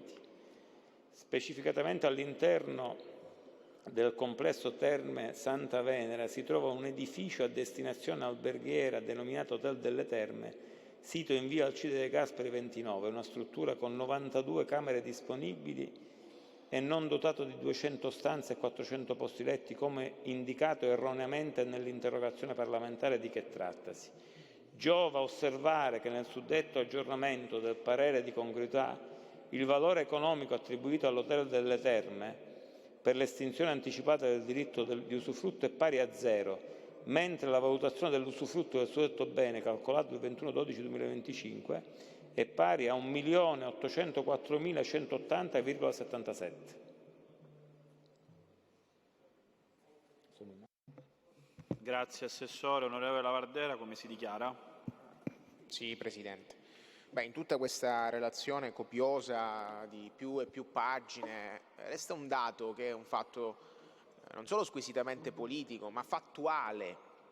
La fattualità di questi dati sono le dichiarazioni che Schifani in pompa magna quasi un anno fa, a febbraio del 2025, riempiva i quotidiani siciliani con il titolo «Schifani pronti al rilancio delle terme di Acireale e Sciacca, governatore alla BIT, risolte una serie di criticità». Se ci troviamo a distanza di un anno con la situazione assolutamente equivalente, se non peggiorata, cioè quelle terme sono ricettacolo di rifiuti, chiuse, non aperte al pubblico, il Presidente Schifani dimostra ancora una volta, e il suo governo ovviamente, di fare soltanto proclami e di non risolvere i problemi reali dei siciliani, con l'aggravante di prendere in giro i siciliani facendo dei comunicati stampa dicendo abbiamo risolto il problema, operativi. Un anno fa, sono passati 365 giorni e di più, e la situazione non è cambiata. Allora questo è il contorno su cui si muove questo governo. È un governo dei proclami che sostanzialmente non risponde ai fatti e che purtroppo, e questo è il tema di questa seduta d'Aula, ci invita a disquisire in Aula di interrogazioni che sostanzialmente possono avere una rilevanza perché li presentiamo mesi e mesi fa e poi sostanzialmente oggi, e poi è inutile che qua qualcuno si offenda e dice ma che è un dibattito. Allora se noi ci riuniamo una volta quasi al mese e oggettivamente questo è un Parlamento, che piaccia o meno nei nostri 5 minuti noi possiamo esprimere il nostro pensiero anche di dissenso rispetto al modus operandi della gestione delle interrogazioni. È un sacrosanto diritto, come è un sacrosanto diritto far presente all'assessore che è in aula e che è opportunamente venuto sulla vicenda di Termini Imerese poco fa di Blutec, ed è incredibile che quando poniamo delle domande sostanzialmente, anche se si va fuori tema, non è che stiamo parlando del calcetto, del calcio balilla, parliamo sempre di affari che hanno a che fare ovviamente con le vicende della nostra regione siciliana. Presidente, mi perdoni, ma se l'assessore le chiede di parlare, ma perché deve impedire di parlare del tema? Non è che stiamo parlando dei fatti nostri. Però, ma Presidente, ma onorevole Lavardera che è? Siamo in un momento in cui siamo 7 persone, 7 deputati su un'aula che è assente. Stiamo espletando il nostro compito, così come lo fa l'assessore che è presente. Riteniamo che ci sono dei problemi che riguardano i siciliani e c'è la possibilità di parlarne. Giusto. Non stiamo parlando del torneo di bocce, ma parliamo di argomenti afferenti all'assessore, ovviamente al ramo. Se l'assessore è così gentile da volere parlare, ma mi pare di capire che lei come Presidente gli vuole mettere i bastoni fra le ruote. No, però è chiaro che questa Presidenza c'è un ordine del giorno, come è giusto che sia. In questo ordine del giorno ci sono delle interrogazioni che sono state trasmesse all'assessorato, è una richiesta da parte dei parlamentari, la richiesta di risposta orale, legittima, così come è legittima la richiesta di risposta scritta per avere subito la risposta a quelle interrogazioni.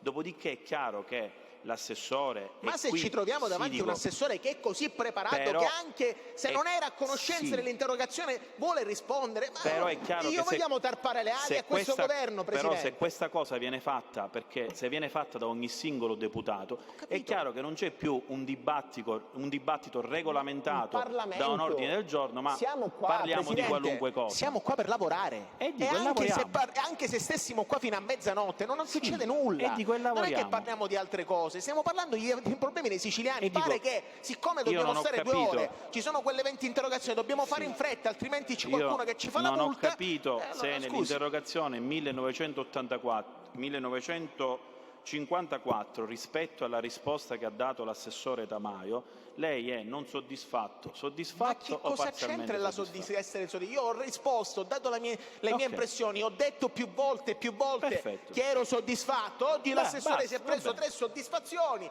ma me la dia a me la soddisfazione di farmi rispondere su un tema che riguarda Termini Imerese e la vicenda di Blutech. Cosa c'è di anomalo non lo comprendo. Grazie onorevole Lavardera. Andiamo all'interrogazione numero 1984. Mi fa rispondere a Lavardera un attimino. Notizie, assessore, però se lei...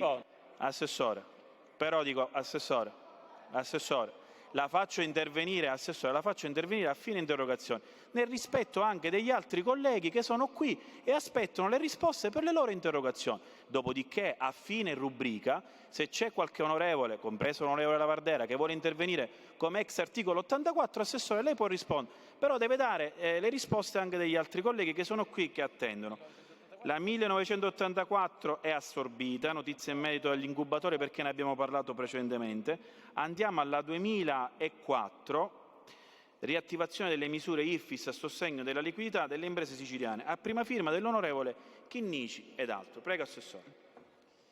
Con l'atto ispettivo in oggetto pervenuto nel mese di settembre dello scorso anno, l'onorevole interrogante rappresenta che negli anni 23 e 24 IRFIS Sicilia ha promosso iniziative a sostegno della liquidità delle imprese siciliane, fra le quali la moratoria dei pagamenti della quota del capitale finanziamenti in ammortamento e la possibilità di estendere il piano di ammortamento al fine di mitigare gli effetti degli aumenti del tasso di interesse. Tali iniziative sono state parecchio utili alle micro, piccole e medie imprese e sono state un importante sostegno operativo. Considerato il successo di tali iniziative ormai concluse, le richieste di molte imprese e considerato lo scenario dell'onorevole interrogante, chiede se il Governo intenda promuovere misure analoghe. Con l'articolo 4 della legge regionale numero 23 del 4 luglio 2024, la Regione Siciliana ha previsto la concessione di contributi a fondo perduto nei limiti della normativa comunitaria in materia di aiuti de minimis per l'abbattimento degli interessi sui mutui in essere al 1 gennaio 2024 erogati alle micro, piccole e medie imprese in possesso di una unità operativa in Sicilia. Con il medesimo articolo il Dipartimento regionale delle attività produttive è stato autorizzato ad erogare IRFIS in Sicilia per l'esercizio finanziario 2024 la somma di euro 45 milioni per la costituzione di un plafond nell'ambito del Fondo Sicilia destinato all'erogazione di contributi a fondo perduto nel rispetto della normativa comunitaria in materia di aiuti de minimis. Scusate. L'individuazione dei destinatari delle agevolazioni e le modalità per la concessione dell'erogazione sono state disciplinate dal decreto dell'assessore regionale all'economia e dall'avviso pubblicato in data 11/10/2024 emanata previa condivisione dall'assessorato delle attività produttive e la gestione operativa in capo a IRFIS Sicilia.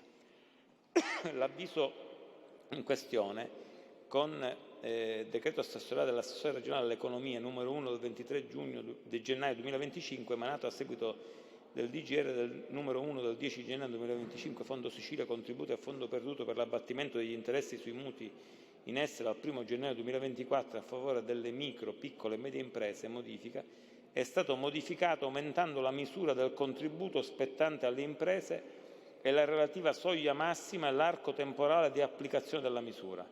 L'agevolazione costituita da un contributo a fondo perduto finalizzata all'abbattimento degli interessi corrispettivi è stata estesa alle rate scadute dal 1 gennaio 2023 al 30 giugno 2024 e pagate alla data del 30 settembre 2024 su finanziamenti per programmi di investimenti o per fabbisogno di capitale circolante erogati da banche o intermediari finanziari in essere al 1 gennaio 2024. L'ammontare del contributo spettante a ciascun richiedente avente diritto è stato aumentato sino alla misura pari all'80% dell'ammontare degli interessi corrispettivi relativi a rate scadute, come debitamente certificato dalla banca o all'intermediario finanziario. L'agevolazione concessa è stata aumentata entro il limite massimo di euro 15.000. La data di presentazione delle istanze è stata estesa sino alle ore 17 del 4 marzo 2025. Grazie Assessore. Onorevole Chinnici, come si dichiara? Prego. Quello che non ho capito, infatti, cioè, noi chiedevamo l'interrogazione è di giugno 2025, l'assessore parlava appunto di marzo, se non ho capito bene, cioè chiedevamo, visto appunto che è stata una misura buona, ben valutata e su cui c'era insomma avuto ottimi riscontri, se era possibile prorogarla. Non ho capito se... Ah, ecco, questo era un po' il... Ah, ecco. Perfetto, ok, allora va bene, adesso sono soddisfatta, grazie. Grazie onorevole Chinnici. Andiamo all'interrogazione numero 2036, notizia urgente in merito alla grave inadempienza della Regione Siciliana nel garantire il pagamento del TFR agli ex dipendenti dell'ente autonomo Fiera del Mediterraneo, a firma Lavardera. Prego Assessore. Con l'atto ispettivo in oggetto pervenuto nel settembre scorso, l'onorevole interrogante, dopo aver richiamato le norme istitutive dell'ente Fiera del Mediterraneo nel 1946, la deliberazione con la quale è stato disposto lo scioglimento nel 2011 e la conseguente risoluzione dei rapporti di lavoro con i propri dipendenti rappresenta che l'ente non ha provveduto al pagamento del trattamento di fine rapporto maturato. L'ente è stato pertanto posto in liquidazione e soltanto nel 2019 è stata proposta dall'assessore alle attività produttive e disposta la trasformazione della procedura in liquidazione coatta amministrativa. Pertanto i dipendenti hanno fatto richiesta di insinuazione al passivo specificando l'importo del TFR spettante. Il commissario non ha mai trasmesso le comunicazioni obbligatorie circa l'esito della verifica dei crediti, né ha formato lo stato passivo, mentre le richieste di aggiornamento e sollecito indirizzate al commissario e all'assessore alle attività produttive sono rimaste prive di riscontro. Chiede come mai non si sia dato il riscontro ai dipendenti dell'esito delle domande di insinuazione, se non intendono opportuno revocare l'incarico al commissario e comunque assumere in via sussidiaria o solidale la responsabilità nei confronti dei creditori. Si premette che l'accertamento del passivo e dei diritti dei terzi è una fase essenziale della procedura concorsuale finalizzata all'individuazione dei crediti che devono essere soddisfatti con i beni compresi nella liquidazione giudiziale. In data 22 marzo 2022 presso il Tribunale di Palermo è stato depositato lo stato passivo redatto in seguito alla raccolta delle istanze per l'ammissione al passivo. La maggior parte dei crediti è stata ammessa per l'importo contenuto nei titoli esecutivi e in particolare per i crediti degli ex dipendenti dell'ente dovranno aggiungersi agli interessi e comprendono altresì stipendi, emolumenti, somme dovute a titolo di indennità professionale e TFR calcolati all'ordo. Ai sensi e per effetti dell'articolo 209 della legge fallimentare, l'elenco dei crediti ammessi e respinti è stato trasmesso ai creditori.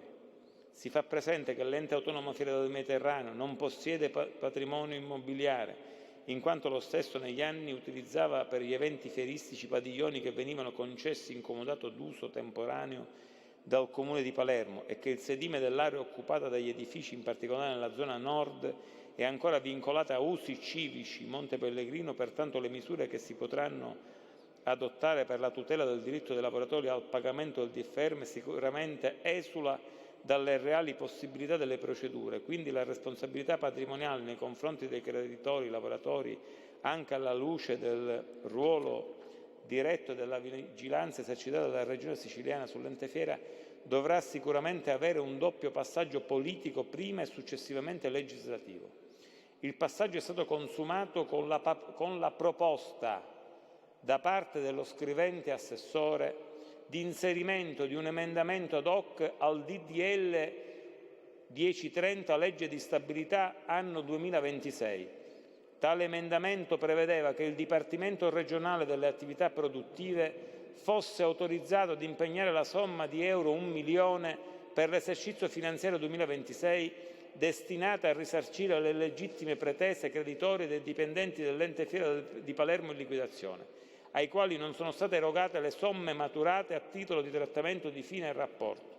Ed infatti il mancato pagamento degli emolumenti afferenti il TFR maturato da ciascun dipendente configura un inadempimento per non avere provveduto ad effettuare i previsti accantonamenti in apposito fondo e rappresenta oggi un limite insuperabile per il commissario liquidatore per il soddisfacimento delle legittime pretese creditorie dei dipendenti dell'ente fiera. Con l'emendamento in questione si poteva provvedere a soddisfare in modo esaustivo e definitivo una legittima pretesa creditoria anche al fine di scongiurare l'aggravarsi di un contenzioso il cui esito potrebbe risolversi in una condanna risarcitoria a carico dell'amministrazione regionale con ulteriore aggravio di costi a carico della stessa. Come noto, non tutti gli emendamenti sono stati successivamente inseriti nella norma approvata, ma sarà cura dello scrivente riproporlo nella prossima possibile finestra legislativa.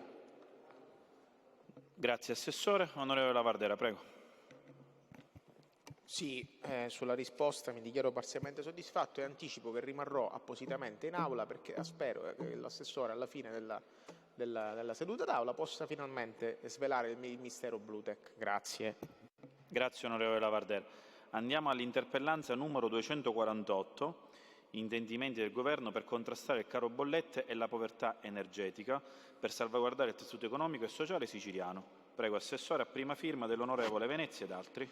Con l'atto ispettivo in oggetto, per il quale è pervenuta delega nel mese di ottobre dello scorso anno, l'onorevole interrogante rappresenta l'impatto sulle famiglie e sulle imprese della crisi energetica in termini di aumento dei costi ed in particolare per le imprese considerato il calo della produzione industriale nel 2024, anche in considerazione alla circostanza che l'autorità di regolazione del mercato ARERA ha previsto un ulteriore aumento delle tariffe.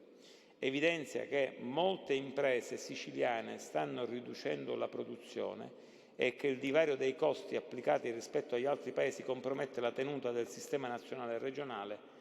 Una ulteriore criticità è comportata dalla graduale eliminazione del servizio di maggior tutela che garantiva prezzi regolati per i clienti. Chiede al Governo se intende avviare un confronto con il Governo nazionale per chiedere di continuare ad ampliare le misure straordinarie a sostegno delle famiglie e delle imprese e se intenda porre in essere misure volte a sostenere le PMI anche in collaborazione con le organizzazioni di categoria, attivazione linee di credito agevolate, contributi a fondo perduto per investimenti in efficienza energetica e fonti rinnovabili. Il Dipartimento delle attività produttive, con DGG 2729 del 15 ottobre 2025, ha approvato l'avviso pubblico Sicilia Efficiente, meno consumi più futuro, concernente la concessione e l'erogazione delle agevolazioni previste dall'azione 2.1.2 riqualificazione energetica nelle imprese in attuazione del POFES Sicilia 2127 e con successivo DDG 3360 ha dato invio delle domande di accesso alle agevolazioni dell'avviso è stata posticipata a partire dalle ore 12 del 12 gennaio 2026 e sino alle ore 12 del 12 febbraio 2026. La dotazione finanziaria disponibile è pari a 89.119.066 e l'obiettivo dell'avviso è quello di sostenere le micro-piccole imprese che realizzano interventi integrati di miglioramento dell'efficienza energetica con conseguenze riduzione dei costi legati ai consumi energetici e ad abbattimento delle emissioni di gas clima alteranti nei cicli produttivi mediante concessione di agevolazioni sotto forma di contributo in conto impianti. Possono presentare domanda per l'accesso alle agevolazioni dell'avviso le micro, le piccole, le medie imprese del settore privato in forma singola o associata che alla data della prima richiesta di erogazione dell'agevolazione o alla data dell'eventuale richiesta di anticipazione dispongono di un'unità produttiva localizzata ed operativa nel territorio della Regione Sicilia. Sono ammissibili i programmi di investimento finalizzati all'efficientamento energetico di unità località produttive già esistenti e localizzate nel territorio regionale attraverso la realizzazione di interventi sugli edifici, sugli impianti, i macchinari, le attrezzature utilizzate nei processi di produzione o di erogazione dei servizi, nonché la realizzazione di impianti di produzione di energia da fonti rinnovabili per mero autoconsumo, finalizzati nel loro complesso alla riduzione di almeno il 30% dei consumi energetici e delle emissioni dirette e indirette di gas a effetto serra rispetto ai valori ex ante registrati nelle pertinenti unità locali produttive. I programmi di investimento dovranno prevedere la realizzazione di interventi coerenti con le tipologie indicate nell'avviso, con massimali di investimento che vanno da un valore minimo di 50.000 ad un valore massimo di 500.000 euro. Ancora, il Dipartimento delle Attività Produttive, con DDG 3425, ha approvato l'avviso pubblico STEP, che prevede la concessione di agevolazioni a valere fra le altre sull'azione 2.9.1 sostenere lo sviluppo e la fabbricazione di tecnologie pulite ed efficienti sotto il profilo delle risorse nell'ambito della priorità 9, obiettivo specifico 2.9 del FES Sicilia 2021-27.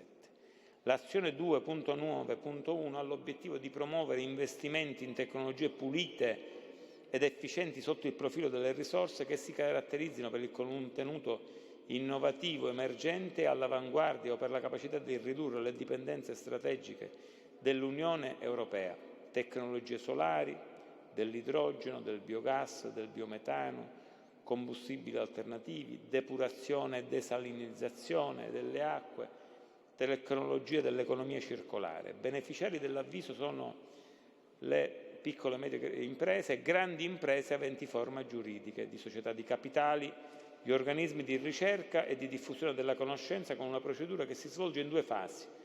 La prima di presentazione della domanda preliminare di accesso alle agevolazioni e la seconda di presentazione del progetto definitivo.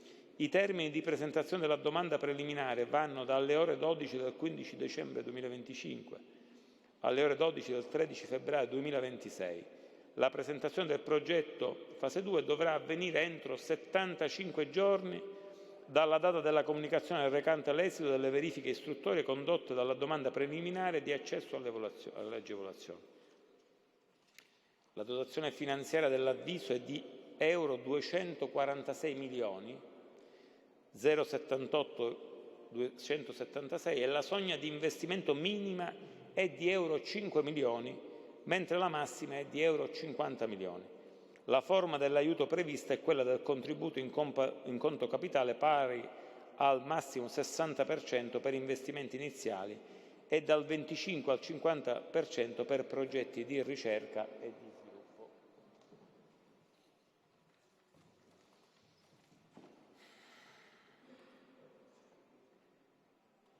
Grazie Assessore. Onorevole Venezia, come si dichiara? Prego. Grazie Presidente, onorevoli colleghi, Assessore Tamaio. La Sicilia da circa 3 anni vive una fase di incertezza nonostante i numeri che sono stati delineati nel DEF e una delle problematiche più significative è il caro energia, sia per la produzione industriale sia anche per le famiglie. L'introduzione dei dazi americani sta peggiorando ulteriormente la tenuta dell'economia siciliana. Il divario tra i prezzi dell'energia elettrica italiana con quelli del resto d'Europa sono abbastanza lampanti, già del 24% rispetto alla Francia, del 33% rispetto alla Germania e del 41% rispetto alla Spagna. E questi sono i dati relativi al 2024, che nel corso del 2025 si sono ulteriormente accentuati.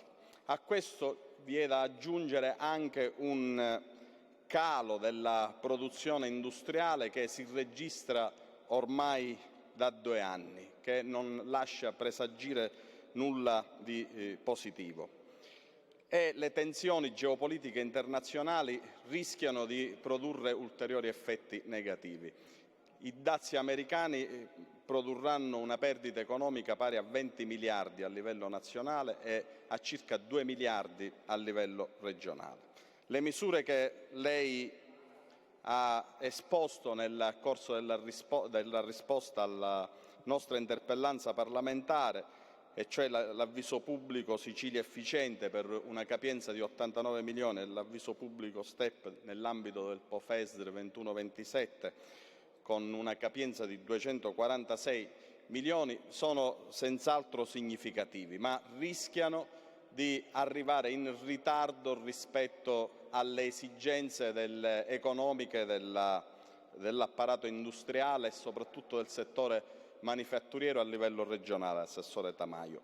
E soprattutto l'ultima misura da lei enunciata, con una soglia minima di 5 milioni di euro di investimento, rischia di agevolare solo le grandi imprese che hanno una cospicua liquidità finanziaria per poter compartecipare. Qui c'è, come dire, un rischio concreto che il tessuto produttivo delle piccole e medie imprese rischia di collassare definitivamente, e soprattutto anche quello commerciale, che è già alle prese con una condizione economica di grande sofferenza dovuta alle transizioni informatiche, al commercio online, alla competizione con i grandi centri commerciali. Noi chiediamo, rispetto a quello che lei ha già detto, ulteriori ed immediate misure nell'ambito anche dei fondi regionali ed extraregionali, perché crediamo che l'economia siciliana possa essere messa a dura prova da qui ai prossimi anni, e serve non solo stanziare risorse, ma mettere nelle condizioni le attività produttive di poterle calare nella realtà, nella concretezza, per salvare questa fetta importante dell'economia siciliana che rischia appunto di vivere una condizione di ulteriore sofferenza. Per queste ragioni noi ci dichiariamo parzialmente soddisfatti e sollecitiamo il Governo e lei, Assessore Tamaio, a stanziare ulteriori risorse, linee di credito agevolato e investimenti a fondo perduto. Grazie. Grazie onorevole Venezia. Abbiamo l'ultima interpellanza, la numero 253, interventi volti a favorire nuovi insediamenti imprenditoriali, a firma dell'onorevole Carta. Onorevole Carta, prego Assessore. Con l'atto ispettivo in oggetto pervenuto nel mese di ottobre dello scorso anno, l'onorevole interrogante rappresenta che i bandi emanati dall'assessorato regionale territoriale favoriscano le imprese già insediate nel territorio, ma non quelle che intendono insediarsi, che generano importanti ricadute occupazionali e contribuiscono alla crescita delle aree svantaggiate. Sottolinea che l'incentivazione di nuove realtà imprenditoriali vincolate al rispetto di alti standard energetici rappresenterebbe un'opportunità per uno sviluppo sostenibile. Chiede se intendono promuovere misure per l'accesso ai contributi anche di nuove imprese con requisiti conformi alla classe energetica A e quali misure per bilanciare la concessione dei contributi alle imprese già insediate e che intendono insediarsi. Nel merito della richiesta si rappresenta che l'accesso alle agevolazioni previste dai bandi emanati a valere sulle risorse FES 21-27 avviene nel rispetto della normativa comunitaria, nazionale e regionale in materia. In particolare, nel merito, con l'avviso Open Innovation Sicilia, azione 1.1.3, realizzazione e potenziamento di spazi dedicati per la promozione dell'innovazione, si sostiene la realizzazione del potenziamento dei poli di innovazione attraverso il sostegno finanziario alla realizzazione di programmi di accelerazione e/o di incubazione promossi da soggetti configurabili come poli di innovazione in grado di favorire la crescita delle micro, piccole e medie imprese innovative costituite da non oltre 60 mesi attraverso un processo strutturato e qualificato di accompagnamento e potenziamento competitivi. Tra i soggetti aderenti ai poli di innovazione si evidenzia che possono farne parte anche aspiranti imprenditori o team imprenditoriali composti da una o più persone fisiche residenti nel territorio siciliano non ancora costituite in impresa, che partecipano ai programmi di incubazione con l'obiettivo di costituire una nuova PMI innovativa o promossa da team imprenditoriali caratterizzati da una rilevante presenza di giovani con età inferiore a 36 anni compiuti o donne senza limiti di età, almeno il 50% per teste, o integrazione di servizi specifici per l'imprenditoria giovanile o femminile. Con riguardo invece al rispetto dei requisiti nella classe energetica A, in coerenza con gli obiettivi di sostenibilità ambientale e riduzione delle emissioni, si rappresenta che le agevolazioni di cui agli avvisi pubblici devono essere rispettosi del principio di non arrecare un danno significativo. Pertanto a tutti gli avvisi si applicano le disposizioni in materia nonché quelle di cui all'articolo 73 del regolamento UE 2021-1060 recante le disposizioni comuni applicabili ai fondi comunitari in materia di climate profiling. I soggetti beneficiari dei vari avvisi si impegnano a garantire sia il rispetto del principio di non arrecare un danno significativo contro l'ambiente e che l'immunizzazione degli effetti del clima per una durata attesa di almeno 5 anni nel complesso delle rispettive operazioni assistite, garantendo al contempo che si sia rispettato il principio dell'efficienza energetica al primo posto e che il livello delle emissioni di gas a effetto serra derivanti dal progetto sia coerente con l'obiettivo della neutralità climatica per il 2050. Quanto infine all'aspetto relativo all'equilibrio tra il sostegno delle imprese esistenti e la promozione di nuove attività imprenditoriali, anche attraverso una revisione dei criteri di ammissibilità nei bandi regionali, fermo restando la non modificabilità dei bandi già emanati, si rappresenta che ogni eventuale procedura di revisione non potrà che essere fatta in applicazione di quanto previsto dalla normativa comunitaria, nazionale e regionale in materia e seguendo le relative procedure.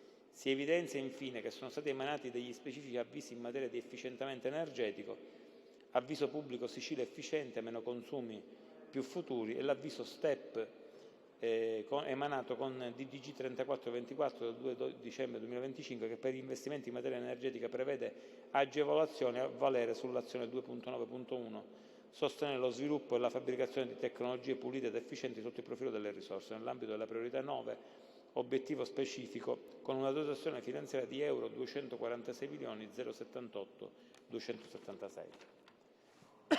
Grazie Assessore. Onorevole Carta, come si dichiara? Parzialmente soddisfatto. Ok, grazie. Bene colleghi, abbiamo finito la rubrica atti ispettivi, attività produttive. Adesso io ho delle... Sì, Assessore, magari interviene a fine perché ci sono degli interventi da parte dei colleghi, oppure se vuole interviene... Assolutamente sì. Prego, Assessore. Onorevole Lavardera, lungi da me oggi fare polemiche, anzi non le voglio fare e mi fa piacere che nelle mie risposte alle interrogazioni lei è parzialmente soddisfatto. Questa è onestà intellettuale. Soddisfatto? No, è soddisfatto, non parzialmente, scusi, è soddisfatto, questo mi fa piacere. Rispetto alla questione che riguarda Termini Imerese, noi domani avevamo programmato un incontro. Non è mancato per me non fare l'incontro. Se lei si ricorda, io sono disponibilissimo, ho già pronta la relazione, ho pronto le carte, ho pronti gli atti. Quando lei vuole ci vediamo in terza commissione e apriamo il dibattito e avrà tutte le delucidazioni rispetto al caso. Fermo restando che le dico una cosa, io condivido le sue preoccupazioni da assessore e sono sul pezzo su tutto quello che riguarda il percorso dalla concessione dell'area, la modifica dell'assetto societario, la questione che riguarda i dipendenti, fermo restando che questo lo devo dire e non voglio peccare di modestia. Negli ultimi 14-15 anni Termini Imerese è rimasta veramente al buio da tutta una serie di interventi. Noi abbiamo fatto interventi sull'area industriale, abbiamo investito delle risorse per mandare con il sistema dell'ISO pensione a 183 soggetti che fanno parte del bacino ex Bluetech. Abbiamo fatto una serie di interventi e programmato per dare una spinta all'accordo famoso di programma. Qua c'è l'onorevole Sunseri che mi che mi guarda e sa di che cosa parliamo, una spinta a tutta una serie di attività e di progetti che ora stanno per vedere la luce, per cui io sono sul pezzo e sono sul pezzo come lo è lei. Quando ci sarà la seduta di commissione avrà tutte le delucidazioni e se è il caso la invito a venire con me a Termini Imerese, io non ho nessun problema perché a me interessa che le cose si realizzino e si realizzino nell'ambito della trasparenza e della legalità. Grazie, garantendo sempre i livelli occupazionali che sono alla base di tutto. Grazie. Grazie Assessore. Colleghi, ora io ho iscritti a parlare come ex articolo 84 l'onorevole Chinnici, Burtone, Giristro, Schillaci, Saverino e Giambona, Venezia e Spada.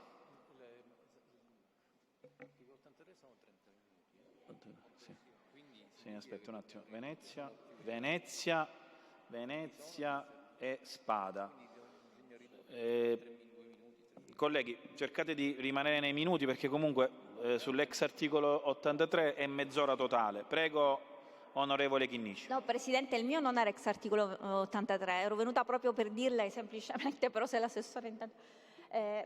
siccome hanno accorpato, il Presidente ha accorpato diciamo, per similarità la mia interrogazione a quella dell'onorevole Lavardera, in realtà appunto la mia aveva un focus particolare non sulla vicenda Bluetech quanto proprio sul polo meccatronica e sul fatto, il focus della mia interrogazione era sul fatto che l'incubatore realizzato da Invitalia, pur essendo potenzialmente il più grande del Mezzogiorno con una capienza fino a 26 start-up, è rimasto sostanzialmente inattivo e al momento di fatto c'è una sola start-up avviata. Quindi era per capire diciamo, che cosa si intende fare rispetto appunto al polo meccatronica. Cioè, non so se ha risposto su questo, non mi era parso. Sì, onorevole, aveva già risposto. Un attimo, colleghi. Sì. Onorevole Chinnici, vada a chiusura dell'intervento. No, semplicemente questo, era il focus su questo polo, poi se posso avere anche la risposta scritta ovviamente. Okay. Va bene, grazie onorevole Chinnici. Onorevole Giambona, su cosa vuole intervenire? L'ho scritta sull'ordine dei lavori, prego. Ma Presidente, l'intervento della collega Chinnici mi apre un interrogativo ulteriore. Ho capito adesso che ci sono delle interrogazioni che sono state accorpate. Solo una, onorevole Giambona. Perché era lo stesso tema. Queste interrogazioni noi dovremmo sapere nel corso della discussione. E sono nel fascicolo, cioè sono all'interno del fascicolo. Sì, dell'accorpamento, no. Presidente. Le interrogazioni e le interpellanze sono all'interno del fascicolo, dopodiché in ordine cronologico se ci sono due interrogazioni che sono similari e la risposta è identica vengono assorbite e accorpate. È solo quella dell'onorevole Chinnici che è stata Presidente, accorpata. Da quello che comprendo, da quello che dice la collega Chinnici, le istanze presentate nella interrogazione sua erano diverse da quelle del collega Lavardera. Ciò non di meno prendo atto che è stato portata avanti questa attività di accorpamento, però ritengo che nelle fasi successive si debba analizzare nel pieno rispetto delle prerogative parlamentari l'attività appunto volta ad accorpare queste interrogazioni, perché ci possono essere istanze diverse che necessitano di risposte diverse, puntuali e alle quali bisogna rendere conto ogni singolo parlamentare. Va bene, grazie onorevole Giambona. Ha chiesto di intervenire l'onorevole Burtone. Prego onorevole.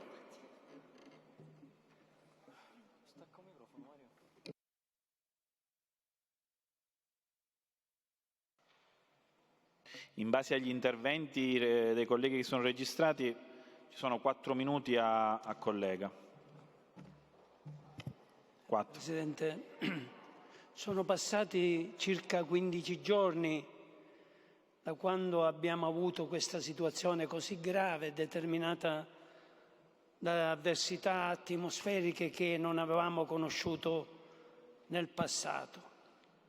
Noi ribadiamo una cosa fondamentale: siamo stati fortunati rispetto a quello che si è determinato, non ci sono stati morti, e questo perché c'è stata un'azione significativa da parte della Protezione Civile che ha dato informazioni. Abbiamo avuto volontari che hanno lavorato con impegno, i sindaci hanno fatto la loro parte. I danni sono stati contenuti da questo punto di vista. Possiamo però anche sottolineare, come hanno fatto tanti cittadini, come hanno fatto autorità, che purtroppo ci sono state aree pesantemente colpite. Io voglio partire da quelle del mio territorio, che sono quelle con minore problematiche. Noi abbiamo avuto danni alle produzioni, Presidente. L'agrumicoltura in modo particolare, basta girare nelle campagne di Lentini, di Scordia, di Militello, di Palagonia, per vedere che il 75% della produzione ormai è a terra e quindi non utilizzabile. Ieri abbiamo ascoltato il Vicepresidente del Consiglio parlare della necessità di intervenire per le problematiche dell'esportazione. Vorremmo suggerire in punta di piedi al Vicepresidente che il problema non è questo. Poteva fare a meno di venire con il suo gruppo del Ministero degli Esteri, il problema è quello dei produttori e quindi, Presidente, l'auspicio che io faccio è che le cose che vengono annunciate nelle dichiarazioni, che al più presto ci potrebbe essere un intervento di natura finanziaria verso i nostri agricoltori, si possa determinare. E questo è il primo punto per noi importante. Il secondo è quello della fascia ionica. Sono realtà importanti che sono stati devastati, hanno un loro valore ambientale, probabilmente la ricostruzione deve essere fatta tenendo conto di alcuni aggiustamenti, perché il litorale è troppo a volte vicino al mare, quindi bisogna intervenire subito perché la stagione estiva si interconnette con queste parti di territorio e quindi tanti che lavorano nel campo turistico recettivo, nella fruizione dei lidi balneari, e questi potrebbero avere una grande crisi e quindi la necessità di accelerare lungo questo solco, coinvolgendo i sindaci, facendo gli studi fondamentali. Infine il terzo dato, e vado alla conclusione, Presidente, è quello di Niscemi. Tutti siamo rimasti colpiti da quello che è accaduto, ogni giorno siamo polarizzati nelle immagini che vengono emanate dalle emittenti per vedere se ci sono ulteriori scivolamenti. La situazione è grave. Veda, Presidente, quello che mi ha rammaricato non è soltanto vedere questo crollo della collina, la disperazione di tante famiglie che hanno dovuto lasciare le case, ma anche le polemiche, Presidente. Un eccesso di polemiche assolutamente sbagliate. In Sicilia spesso quando c'è un problema si fa la storia del problema. Ora, da sindaco io ho imparato una cosa, che quando c'è un problema non si deve fare la storia, ma si deve agire. Ora in Sicilia cominciano la colpa è di Tizio, poi di Caio. Ma che cosa c'entra? Il cittadino dà la colpa a tutti, a quelli che ci sono stati, a quelli che ci siamo, a quelli che ci saranno se continuerà così. L'antipolitica crescerà. Ecco perché credo che si debbano mettere da parte le polemiche e andare avanti per trovare soluzioni. La soluzione qual è? Quella di utilizzare gli appartamenti sfitti che ci sono, restaurarli e darli a chi ha perso la casa, oppure l'attivazione è quella di utilizzare questo terreno che pare essere confinante con quello di Niscemi. Si decida, si facciano alcuni studi preliminari, ma si acceleri. Noi non vogliamo che si continui con ognuno fa la propria commissione, ma si operi concretamente. Ci sono proposte già in campo, noi speriamo di poterle portare avanti. Guardi, io ricordo nel 90 ci fu un terremoto, non grave, ma un terremoto che colpì l'area di Carlentini, di Lentini, di Militello, di Scordia. Allora il presidente era Nicolosi, Rino Nicolosi, presidente. E allora furono fatti subito gli interventi. Le case sostitutive a Carlentini sono visibili, basta andare lungo la strada Catania-Ragusa. Quelle case furono costruite non dopo che venne fatto il dibattito, ma mentre c'era l'emergenza si determinò una scelta. Così come allora vennero dati contributi per le case storiche, quelle che avevano bisogno di essere ristrutturate. Si agisca su Niscemi, non si facciano chiacchiere. E concludo, Presidente. Guardi, noi in questi mesi, in questi anni abbiamo parlato una volta di siccità, una volta la bomba d'acqua, ora questa situazione così difficile. Ci dobbiamo rendere conto di un fatto, che è cambiata la condizione climatica. Ecco perché alla fine, dopo l'emergenza, la riflessione che deve essere fatta è che la condizione della Sicilia dal punto di vista climatico è cambiata e quindi bisogna avere nuove metodologie per affrontare quelle che sono le stagioni, soprattutto collegandole col mondo produttivo. Grazie onorevole Burtone, condivido molto il suo intervento nella parte riguardante Niscemi e i cittadini di Niscemi. Grazie al suo intervento questa Presidenza dà la piena solidarietà a tutte quelle persone che in questo momento sono circa 1500, che in questo momento sono fuori dalle proprie abitazioni, e condivido con lei il fatto che la politica anche nelle situazioni di emergenza deve essere costruttrice di speranza, soprattutto in queste fasi. Quindi grazie per il suo intervento, onorevole Burtone. Ha chiesto di intervenire l'onorevole Giristro. Prego, onorevole.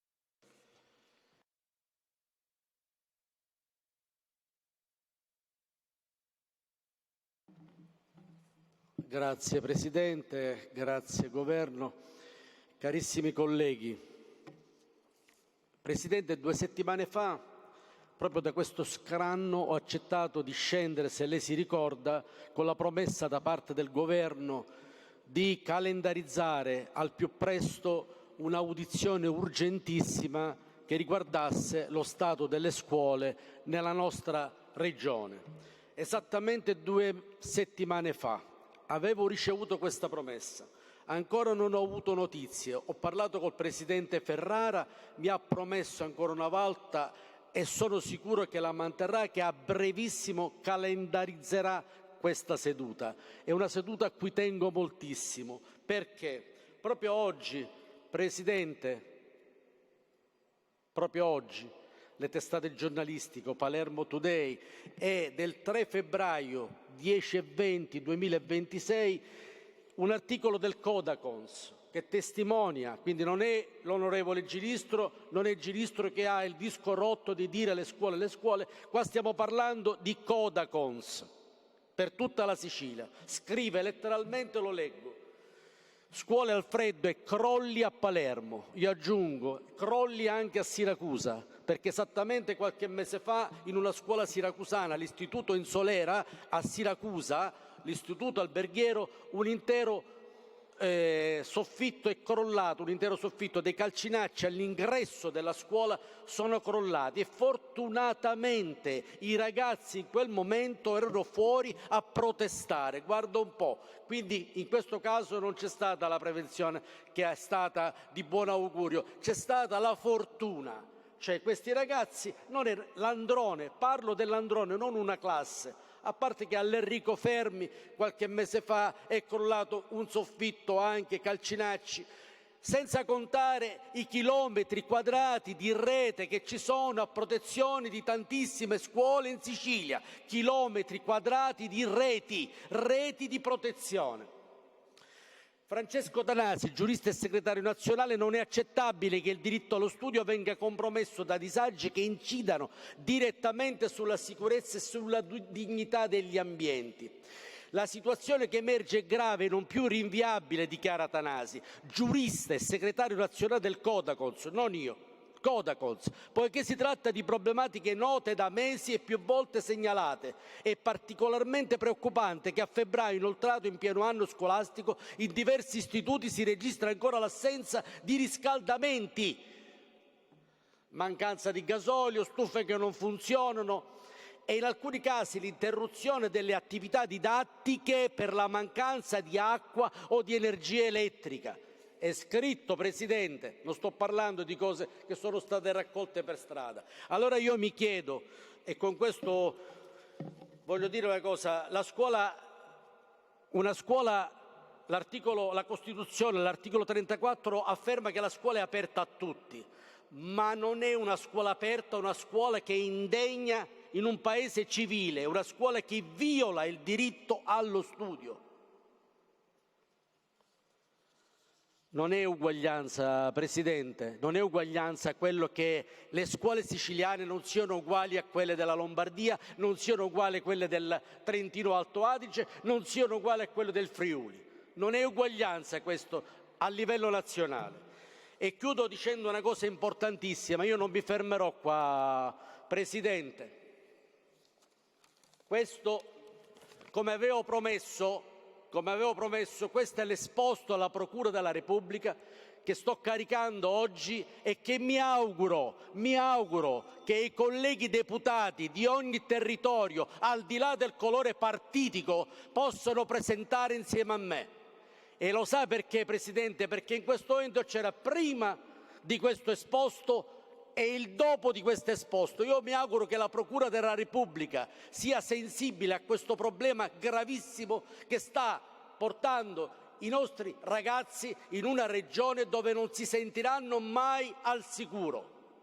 Presidente, le chiedo con fermezza assoluta che lei nella sua persona faccia in modo che la audizione, che la Commissione calendarizzi immediatamente questo problema, questa tematica urgentemente, che vengano convocati tutti i presidenti dei liberi consorzi, l'ANCI e tutte le persone intorno a questo problema. Presidente, lo sa cosa le devo dire? Solo per chiudere, le chiedo solo un minuto. Le chiedo un minuto, non per fare due riferimenti che sembrano banali, ma banali non sono. Se si facesse prevenzione, dice Crans-Montana, cosa c'entra Crans-Montana?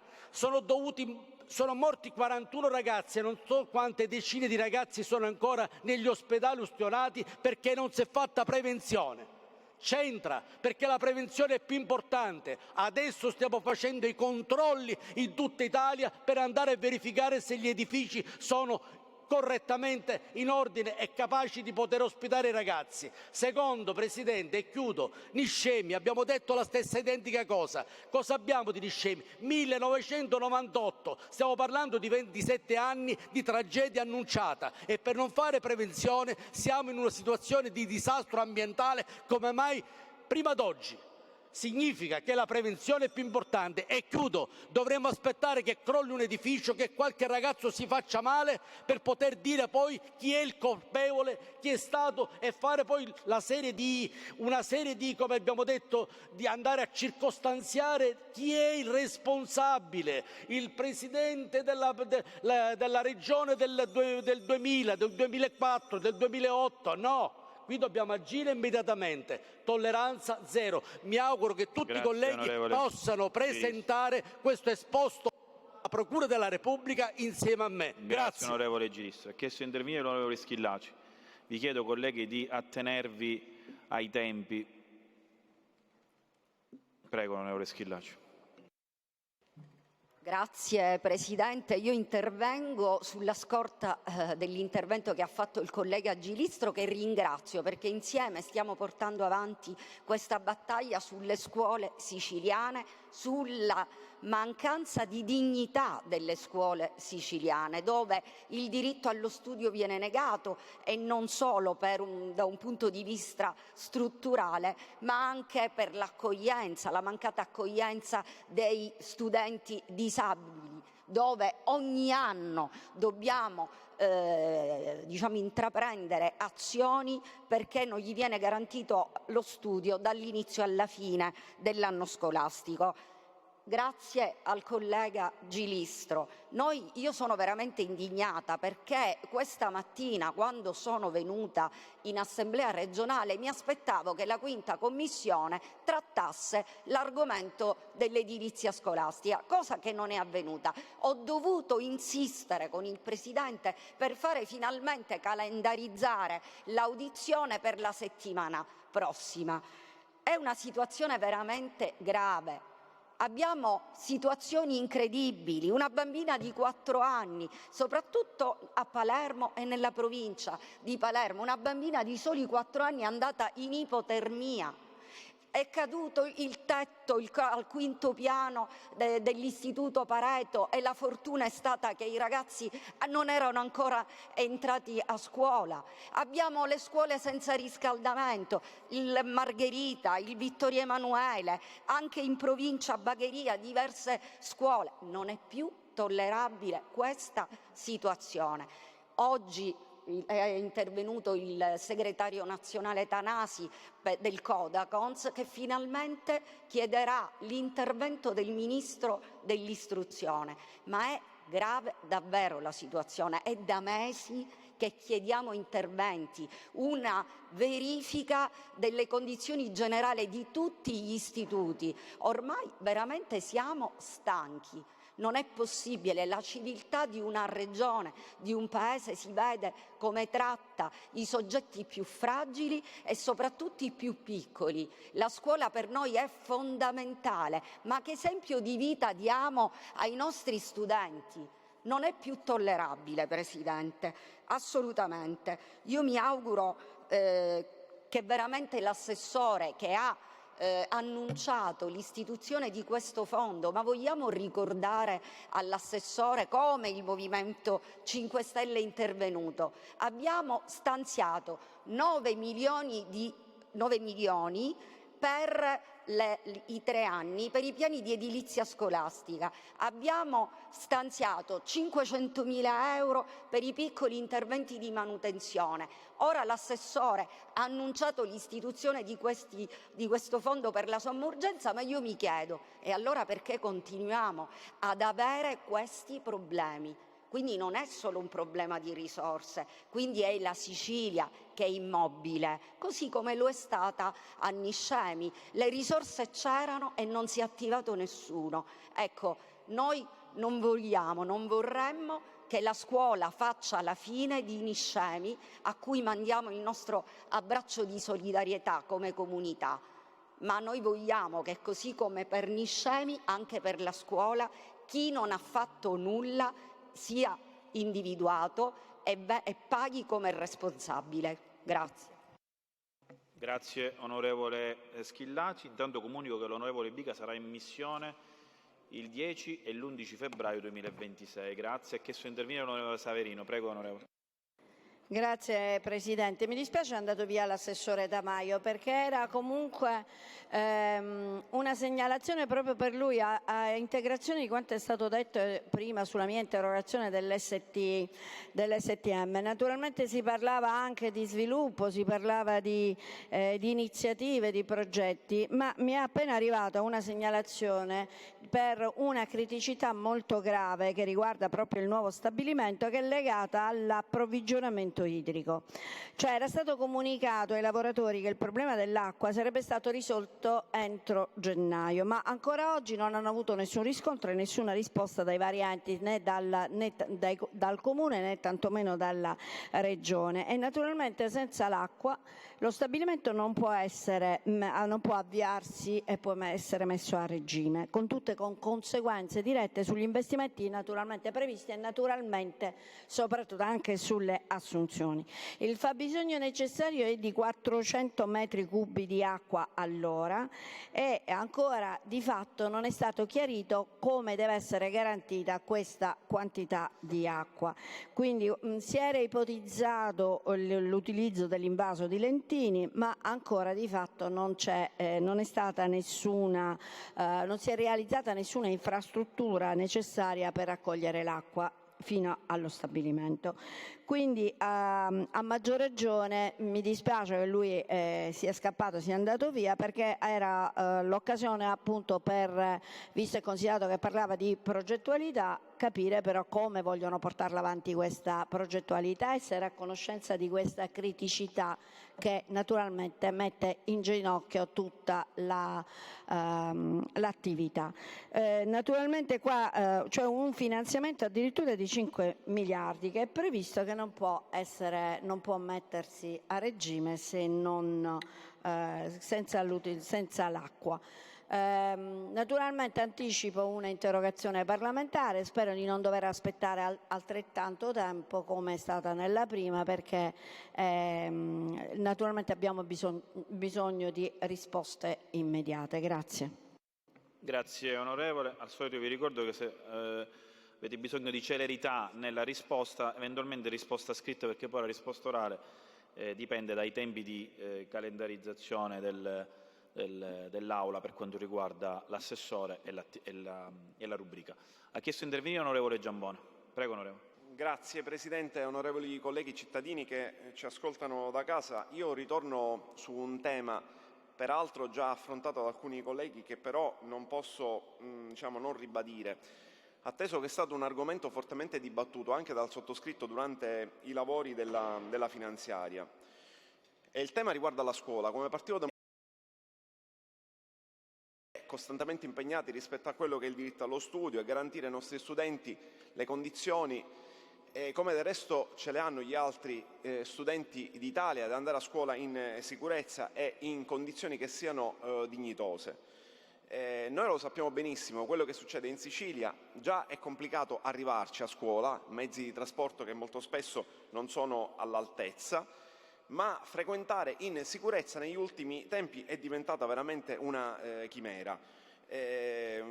Scuole e aule che sono al freddo, calcinacci che cadono, una scuola in versione survival. Questo io credo che non sia assolutamente accettabile. Negli ultimi giorni abbiamo anche visto l'interesse della stampa e anche nazionale sulla scuola siciliana. Si parla di alunni al freddo, di problematiche relative alle infrastrutture, ma la politica li ignora. E io da questo scranno devo dire che non è proprio così. Personalmente ho ricevuto decine e decine di segnalazioni da parte di tantissimi studenti, da parte delle istituzioni scolastiche, su quello che sta succedendo nell'edilizia scolastica siciliana, e nello specifico alcune nella provincia di Palermo, con problemi relativi al servizio di riscaldamento al Vittorio Emanuele III, al Geni 3B, al Regina Margherita, temi che riguardano la caduta di calcinacci, al Danilo Dolci, al Pareto, questioni che riguardano infiltrazioni d'acqua e riscaldamento a Lugo Mursia, questioni ancora sulla sicurezza e infiltrazione a Luigi Sturzo di Bagheria, addirittura all'Istituto Capuana, nel plesso Turrisi, c'è stata una bambina che si è sentita male, ha avuto un malore.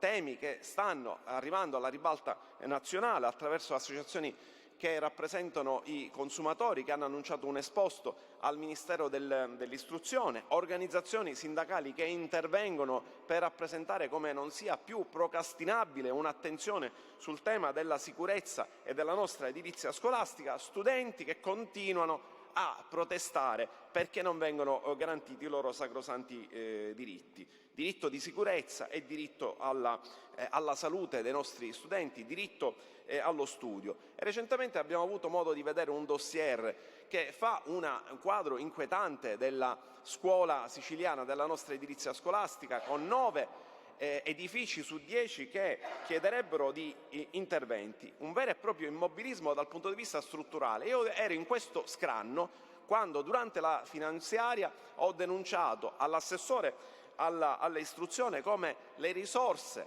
per la riqualificazione degli edifici più volte chiesti dai vari organi competenti fossero inadeguati. Abbiamo tetti che cadono, infiltrazioni, riscaldamenti che non funzionano più, ascensori che mancano, in alcuni plessi mancano addirittura l'acqua in alcuni momenti della giornata. E io ricordo a me stesso che si tratta il più delle volte di scuole che sono state realizzate negli anni 50 e negli anni 60 e che hanno bisogno di essere riprese complessivamente o costruite con norme adeguate. Ecco perché da questo punto di vista io, prendendo a cuore quelle che sono le istanze che vengono manifestate a più riprese dalle scuole, dagli studenti, ma anche dai colleghi, ritengo che bisogna veramente fare un focus.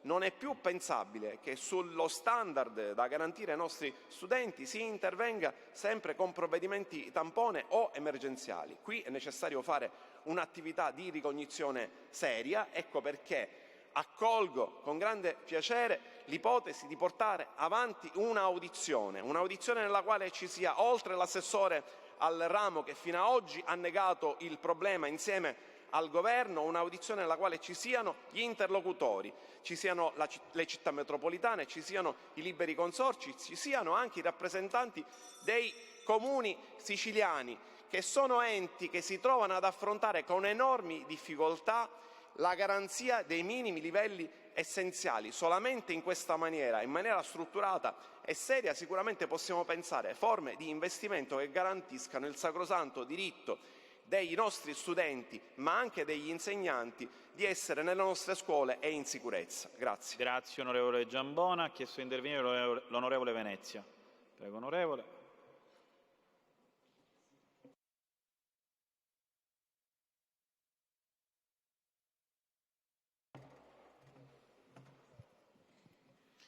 Grazie Presidente.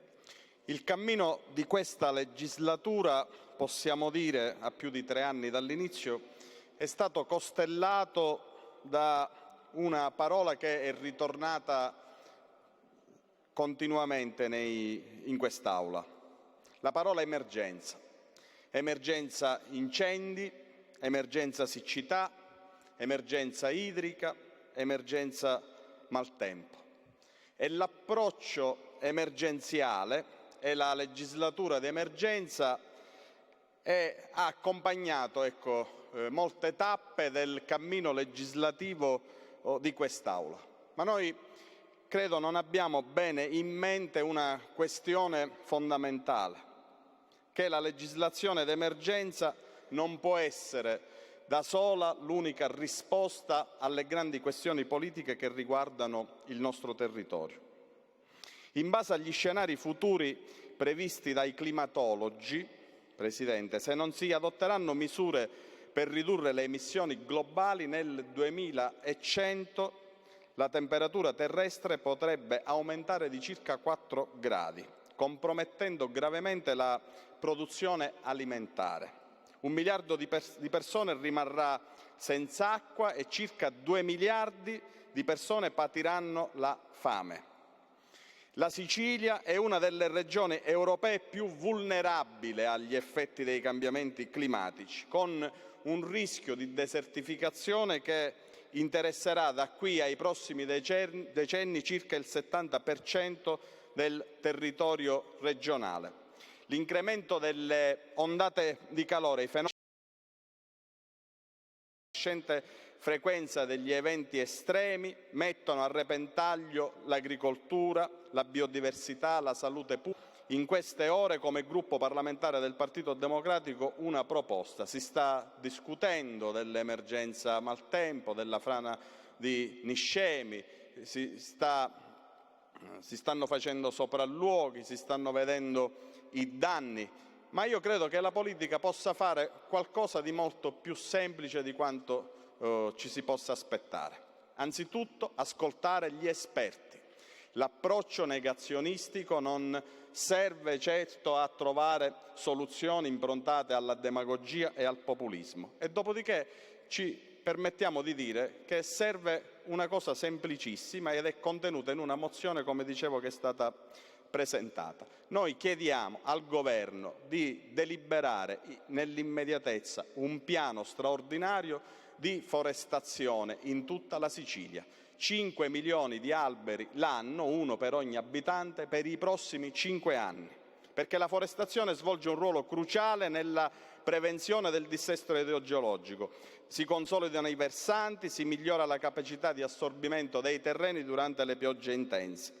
Tra l'altro l'attuale patrimonio boschivo, vorrei ricordare a quest'Aula, è costantemente minacciato dall'emergenza incendi, che ogni anno colpisce circa 8.000 ettari di bosco. È necessario passare da una gestione emergenziale, come abbiamo più volte richiamato in quest'Aula, ad una pianificazione strategica di lungo periodo, perché la lotta e il contrasto ai cambiamenti climatici è la principale sfida del nostro tempo e deve coinvolgere la politica e tutte le istituzioni ad ogni livello per trovare soluzioni adeguate. Ad oggi, a parte la parola emergenza, a parte le visite nei luoghi colpiti, a parte poche iniziative concrete, non abbiamo visto nulla di tutto ciò. È arrivato il momento di prendere coscienza rispetto a ciò che sta accadendo e di fare una programmazione seria. È questa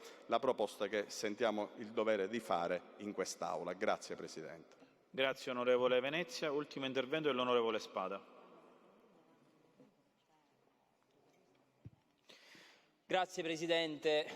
Nell'accogliere favorevolmente la proposta avanzata dal collega rispetto ad un interessamento di tutta la politica sull'edilizia scolastica, mi preme sottolineare come non può sempre intervenire la magistratura e la procura laddove c'è un fallimento della politica. Il nostro territorio, la provincia di Siracusa, è oggetto continuo di interventi di questo tipo, scaricando la responsabilità sui magistrati piuttosto che assumersi la responsabilità chi di dovere, e in questo caso la politica e chi amministra. E allora, raccogliendo favorevolmente la proposta del collega Gilistro, io invito formalmente la Presidenza e il Presidente della Commissione quinta a convocare una commissione dedicata alla trattazione dell'edilizia scolastica nella nostra regione e in provincia di Siracusa, perché è facile scaricare le responsabilità sugli altri. Ci laviamo le mani e la coscienza, perché interessiamo la procura di intervenire, di appurare su quello che non ha funzionato e che non sta funzionando, sul rischio che corrono i nostri figli, i nostri ragazzi, piuttosto che battagliare nelle aule e nei luoghi deputati ad intervenire. E siccome sono certo e sicuro che il collega Gilistro, insieme a me, hanno sin da subito fatto queste richieste e queste istanze e che dall'altra parte non c'è stata nessuna risposta, il collega si è ritrovato come unica alternativa quella appunto di mandare un esposto in procura. Io non la condivido questa scelta, siamo stati eletti dai cittadini per intervenire politicamente e questa Assemblea deve dare la possibilità ai parlamentari regionali eletti democraticamente su questo territorio di poter intervenire e agire politicamente. Motivo per cui, collega, nel condividere insieme a voi la proposta che avete avanzato, ve ne faccio un'altra di proposta. Io dico di settimana prossima andare ad occupare la Commissione quinta, se non si degnano i nostri colleghi di convocare una commissione ad hoc rispetto alla problematica dell'edilizia scolastica, perché si mette a rischio e a repentaglio la vita dei nostri figli, dei nostri ragazzi.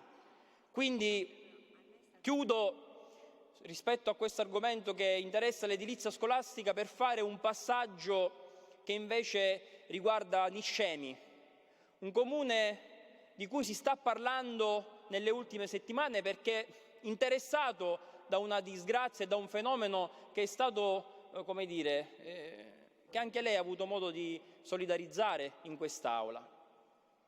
Dico però, collegandomi all'intervento fatto dal collega Burtone e dal collega Venezia, che ha messo in campo una proposta concreta, 5 milioni di alberi all'anno per i prossimi 5 anni per limitare i disastri legati proprio al dissesto idrogeologico del nostro territorio.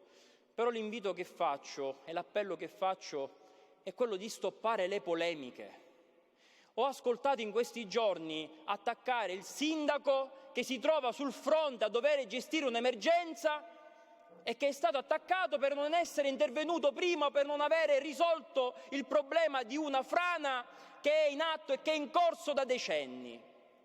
Allora ritorniamo un momento nel ruolo di ognuno di noi. Oggi noi come parlamentari regionali, oggi il governo regionale ha il compito, ha l'obbligo di proporre soluzioni, perché i cittadini non vogliono sapere le inerzie del passato o quelle che ci saranno nel futuro. I cittadini vogliono sapere se avranno o meno una casa, i cittadini vogliono sapere se i propri figli avranno una scuola in cui andare e i cittadini vogliono sapere se i parlamentari regionali, se il governo che hanno votato e che sono stati eletti in maniera democratica interverranno in maniera concreta su questa problematica o meno. Grazie.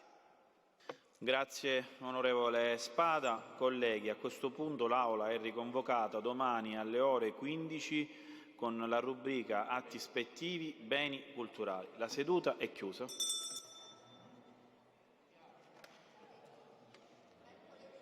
Ma voi non tornate?